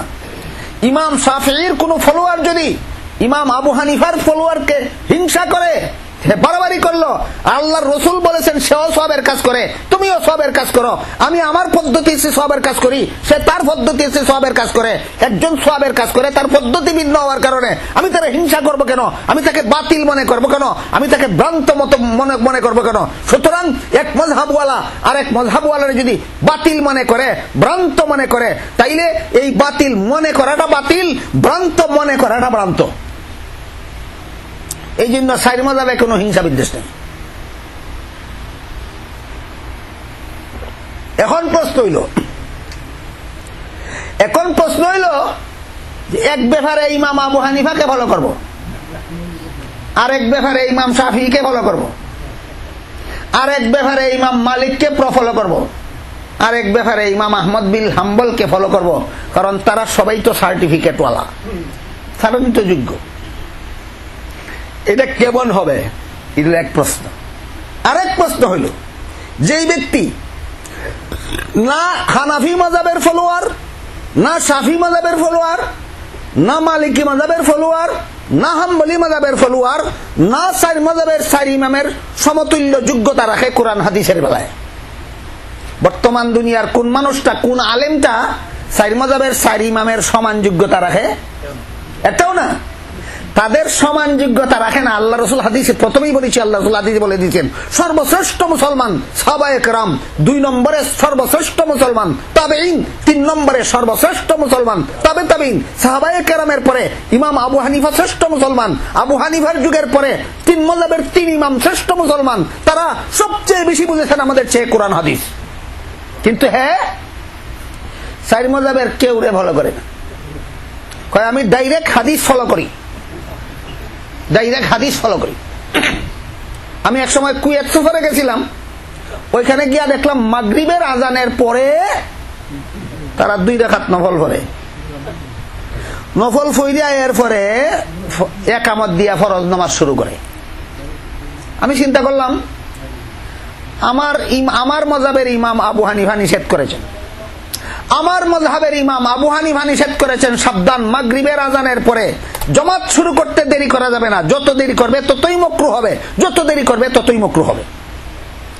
এরা কুয়েতের আলেমরা আমার ইমাম আবু হানিফার থেকে বেশি বুঝে না। আমি পড়বো না, আমি বসে থাকি আর তারা পড়ে, আর আমার প্রতি চোখ রাঙ্গায়। আমি মনে মনে করি ইচ্ছা মতো চোখ রাঙ্গাও, এতে আমার কিছু আসে যায় না। কথা কইলে পরে বোঝা যাবে কার দলিল কি পরিমাণ আছে। চোখ রাঙ্গাইতে রাঙ্গাইতে হঠাৎ একদিন এক শেখ বলেই ফেললো, হাদিস শরীফে আছে বাইনা কুল্লি আযানাইনে সালাতুন, প্রত্যেক আজান আর একামতের মধ্যে নফল নামাজ আছে, তুই পড়বে না কেন? আমার এখন হাদিস শরীফে আছে বাইনা কুল্লি আযানাইনে সালাতুন, প্রত্যেক আজান এবং একামতের মধ্যে নফল নামাজ আছে, বললেন না কেন? আমি জিজ্ঞেস করলাম এই ব্যাপারে কি হাদিস শুধু একটা না আরো আছে? আমার জানা মতো এই ব্যাপারে আর কোনো হাদিস নাই। আমি বললাম আমার জানা মতো এই ব্যাপারে আরো হাদিস আছে। কোন হাদিস দেখা? আমাকে এখন তো মাগরিবের জামাত কায়েম, জমাতের পরে বইবে, কোন হাদিস দেখাইব? কি আর জমাতের পরে বইতো? সালাম ফিরানির পরে সুন্নত নাই, নফল নাই, কিচ্ছুই নাই, তার যেমন খেয়ে ঠেলাইয়া দেন মসজিদ থেকে বাইর করে আল্লাহ জানে। ভাইরা বই না দাঁড়াস করিয়া মাগরিবের ফরজ 3 রাকাত ফরজ নামাজের পরে 2 রাকাত সুন্নত নামাজ মুআক্কাদা, এশার 4 রাকাত ফরজ নামাজের পরে 2 রাকাত সুন্নত নামাজ মুআক্কাদা, ফজরের 2 রাকাত ফরজ নামাজের আগে 2 রাকাত সুন্নত নামাজ মুআক্কাদা, যোহরের 4 রাকাত ফরজ নামাজের আগে 4 রাকাত, আর যোহরের 4 রাকাত ফরজ নামাজের পরে 2 রাকাত সুন্নত মুআক্কাদা, জুমার নামাজের 2 রাকাত ফরজ নামাজের আগে 4 রাকাত এবং ফরজ নামাজের পরের 4 রাকাত দুটা সুন্নত মুআক্কাদা। মুফাসসিরিন کرام তাফসীরের কিতাবে লিখেছেন সুন্নতে মুআক্কাদা যারা রেগুলার আমল করে এরা কিয়ামতের দিন নবীর খাস সুপারিশ পাবে, সুন্নতে মুআক্কাদা যারা লঙ্ঘন করে অভ্যাস করে তারা কিয়ামতের দিন নবীর খাস সুপারিশ থেকে বঞ্চিত থাকবে।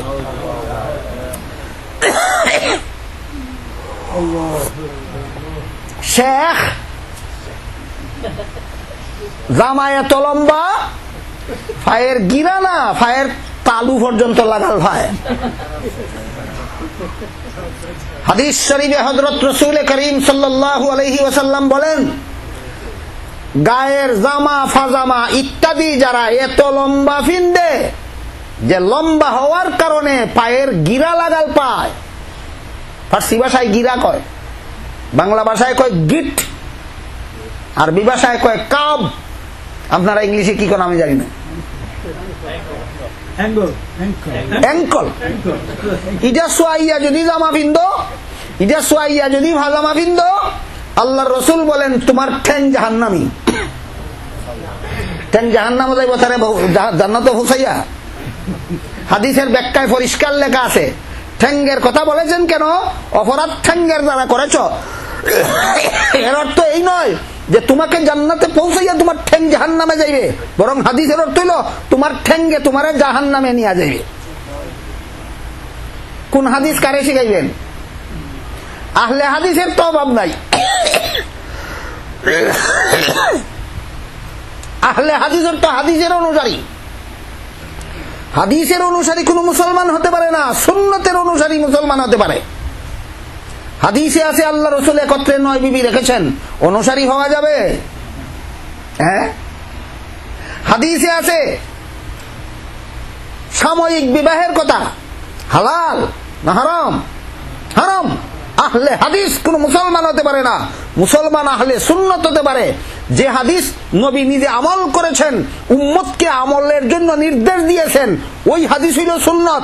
যে হাদিস নবী আমল করেছেন, উম্মতকে আমল করতে নিষেধ করেছেন, ওইটা আমার জন্য অনুসরণযোগ্য নয়, এটা আমার জন্য সুন্নত নয়। কথা বুঝতে পারলেন কিনা?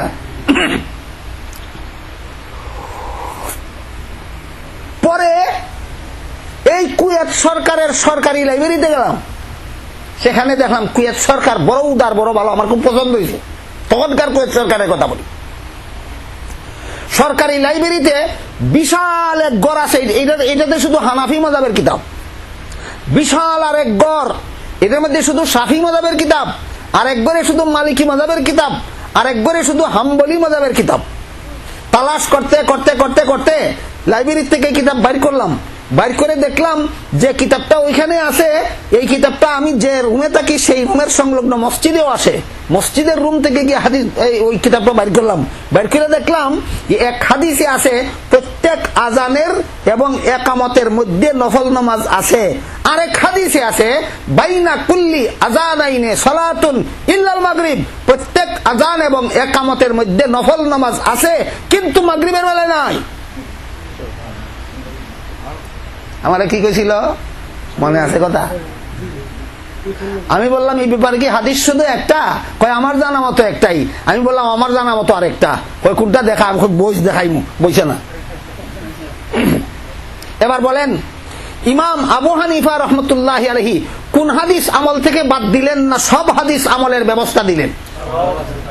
যত হাদিস উম্মতের জন্য অনুসরণযোগ্য, সবগুলি হাদিস কিভাবে আমল করা যায় সেই ব্যবস্থা সব থেকে বেশি সুবিধাজনক ভাবে হযরত ইমাম আবু হানিফা রাহমাতুল্লাহ আলাইহি প্রদান করেছেন। তারপরও ইমাম শাফির যদি ভিন্ন মত হইয়া থাকে, সহিহ বুখারী শরীফের হাদিসের দ্বারা প্রমাণিত, ওইটাও সওয়াবের কাজ, এইটাও সওয়াবের কাজ। বেশির থেকে বেশি আমরা এটা বলতে পারি ইমাম শাফির সমাধানটা উত্তম নয়, ইমাম আবু হানিফার সমাধানটা উত্তম।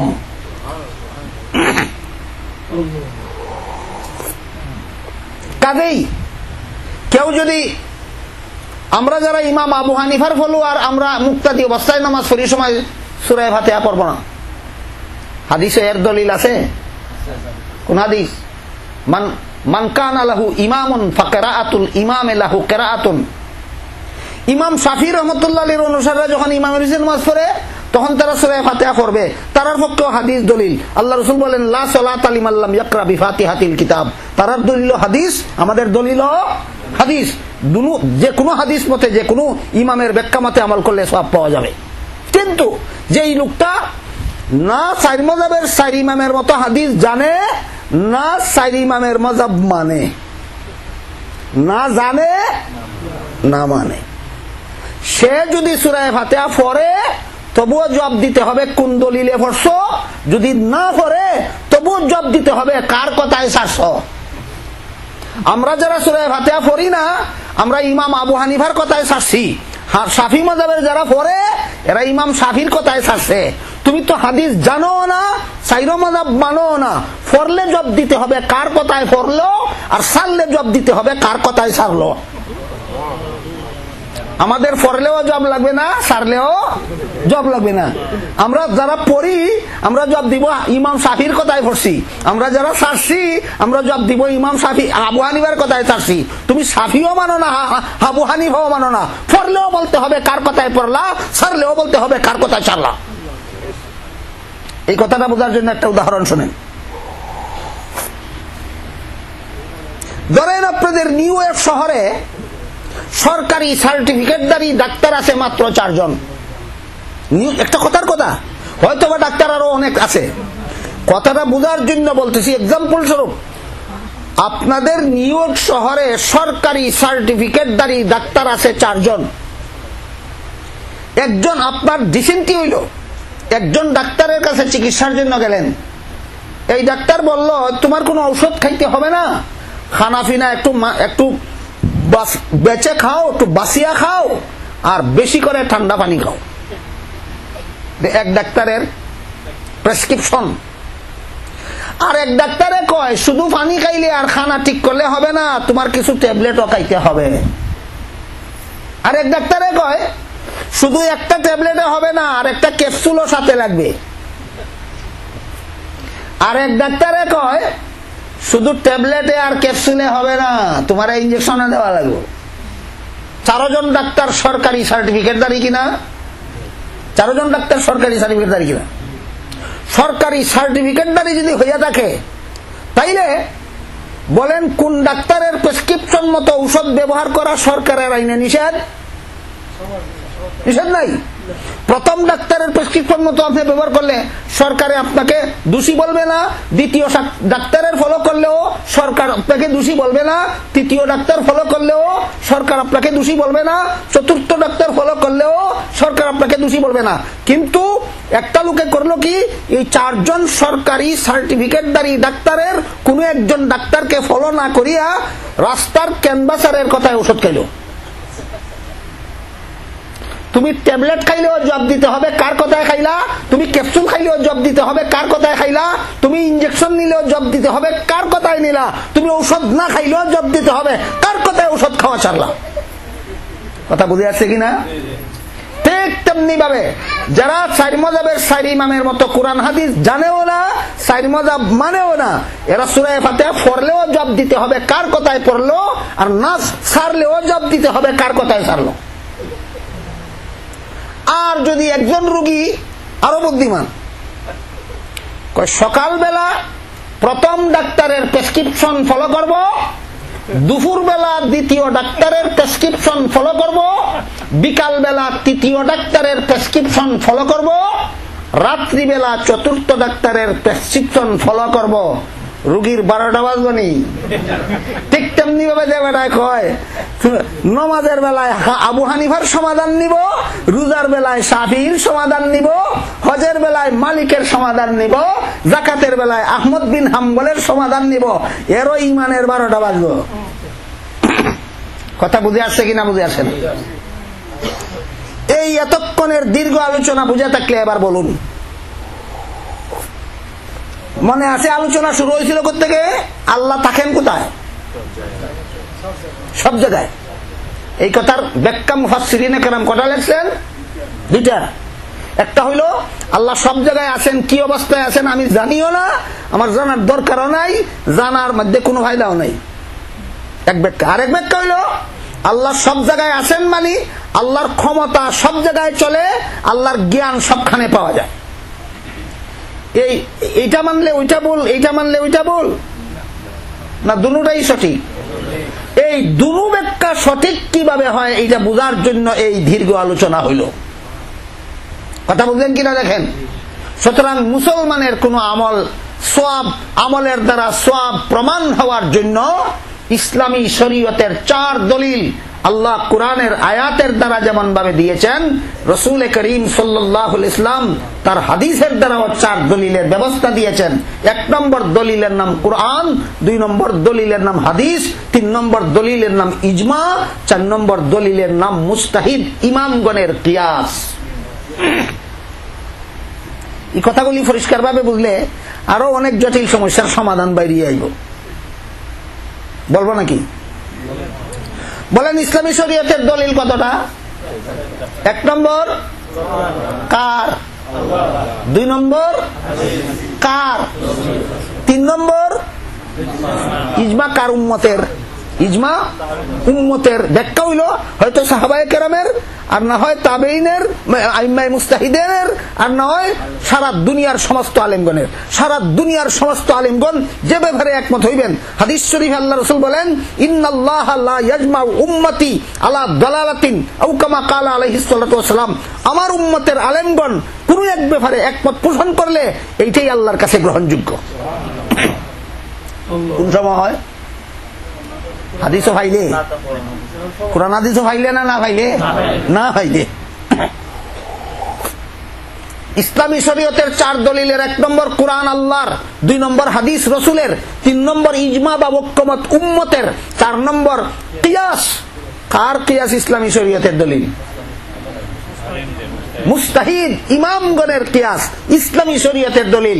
এই কথাটা বুঝার অভাবে অনেকে নিজে ওই কিয়াস করা শুরু করে।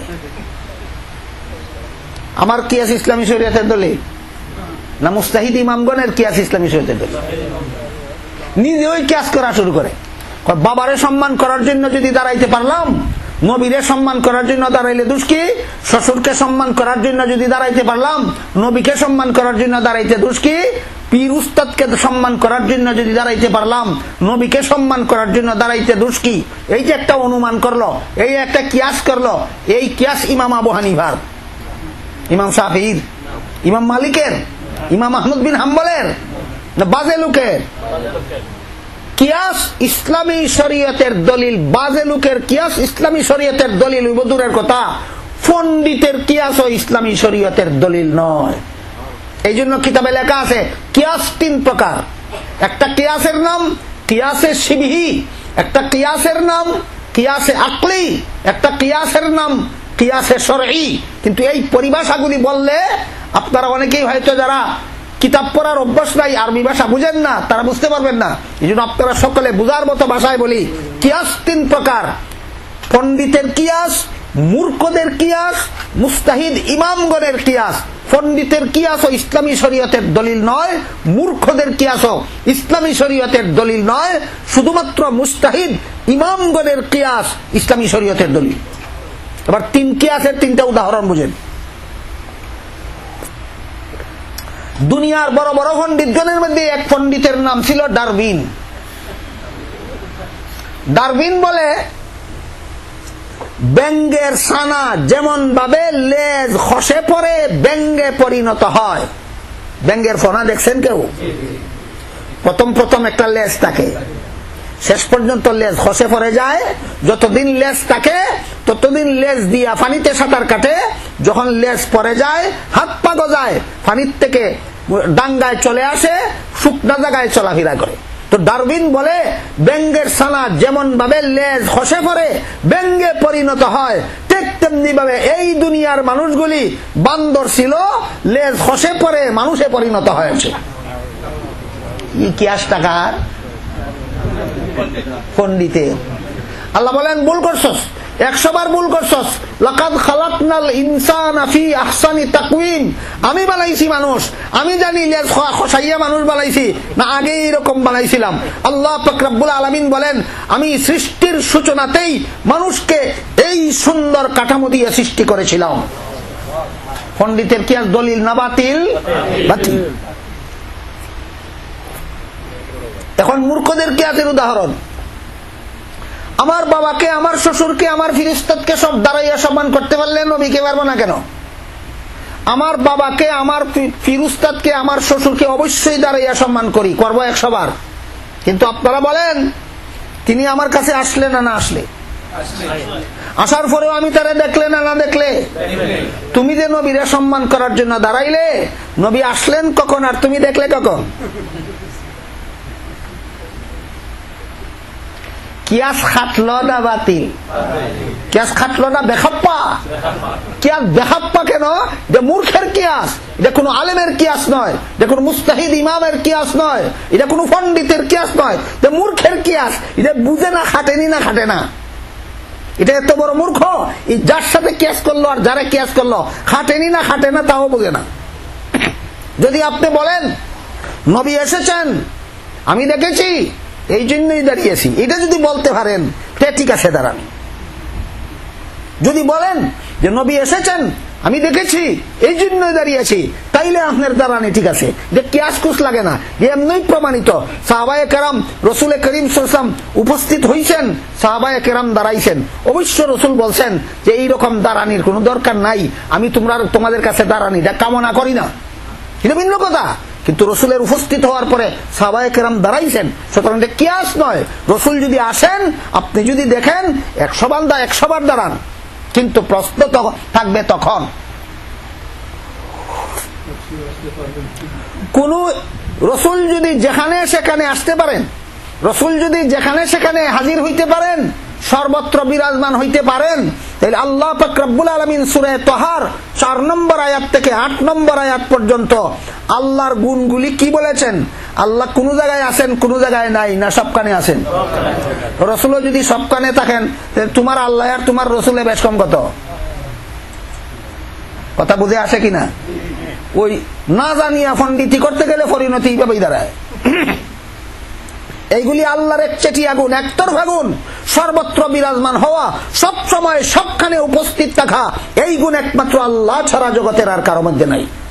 2 নম্বর, তুমি যে রসুল যে তোমার এখানে আসলেন, আর তুমি যে রসুলদের দেখলা, এই জন্য রসুলকে সম্মান করার জন্য দাঁড়াইলা। কোন মুমিন মুসলমানে রসুলরে দেখলে তো রসুলের সাহাবী হইয়া যায়। বলেন আপনারা সাহাবী কারে হয়? মুমিনে যদি রসুলরে দেখে আর মুমিন অবস্থায় যদি মরে, তারা সাহাবী হয়। তুমি মুমিন অবস্থায় রসুলরে দেখছো, এতদিন যাবৎ দাবি করো না কেন যে আমি যেহেতু রসুলরে দেখি আর রসুলের সম্মানের জন্য দাঁড়াইছি, এই জন্য আমি রসুলের সাহাবী হইয়া গেছি? এতদিন পর্যন্ত বলো না কেন? আর যদি বলো যে রসুলকে আমি দেখেছি কিন্তু মুমিন সাহাবী হতে পারিনি, তাহলে 12 রকম শোনো, যেই লোক রসুলকে দেখার পরেও সাহাবী হতে পারে না, সে মুমিন মুসলমান হতে পারে না। আবু জাহাল রসুলকে দেখেছিল কিনা? সাহাবী হয়েছিল? কেন? বেঈমানে রসুলকে দেখলে সাহাবী হয় না। আবু লাহাব রসুলকে দেখেছে কিনা? সাহাবী হতে পারলো না কেন? বেঈমানে রসুলকে দেখলে সাহাবী হয় না। সুতরাং তুমি যদি রসুলকে দেখিয়ে দেখো আর ইমানদার হইয়া দেখো, দাবি করতে হবে তুমি সাহাবী। আর যদি তুমি সাহাবী দাবি করতে না পারো, তাহলে তুমি কেমনে মুসলমান আগে বুঝাও।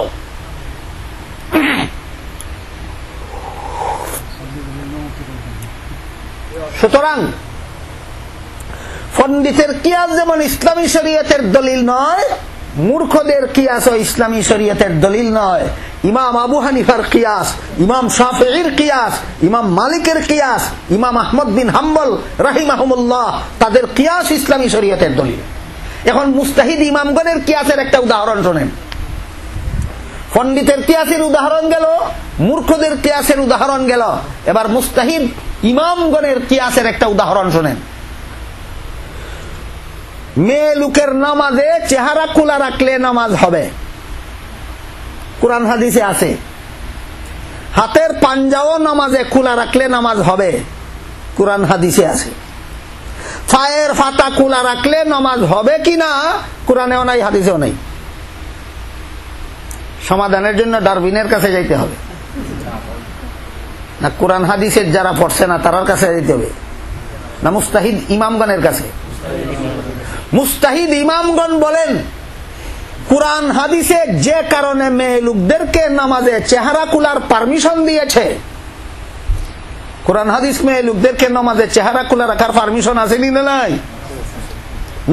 নামাজে পুরুষের ভিন্ন পুরুষের সামনে নয়। এখানেও আবার অনেকে বেশ লাগায় দেয়, 3 অঙ্গ খোলা রাখা তো মেয়ে লোকের জায়েজই আছে, চেহারা খোলা রাখা জায়েজ আছে, হাতের পাঞ্জা খোলা রাখা জায়েজ আছে, পায়ের পাতা খোলা রাখা জায়েজ আছে। পুরুষের সামনে না নামাজ? নামাজ এটা পুরুষের সামনের কথা নয়, নামাজের কথা।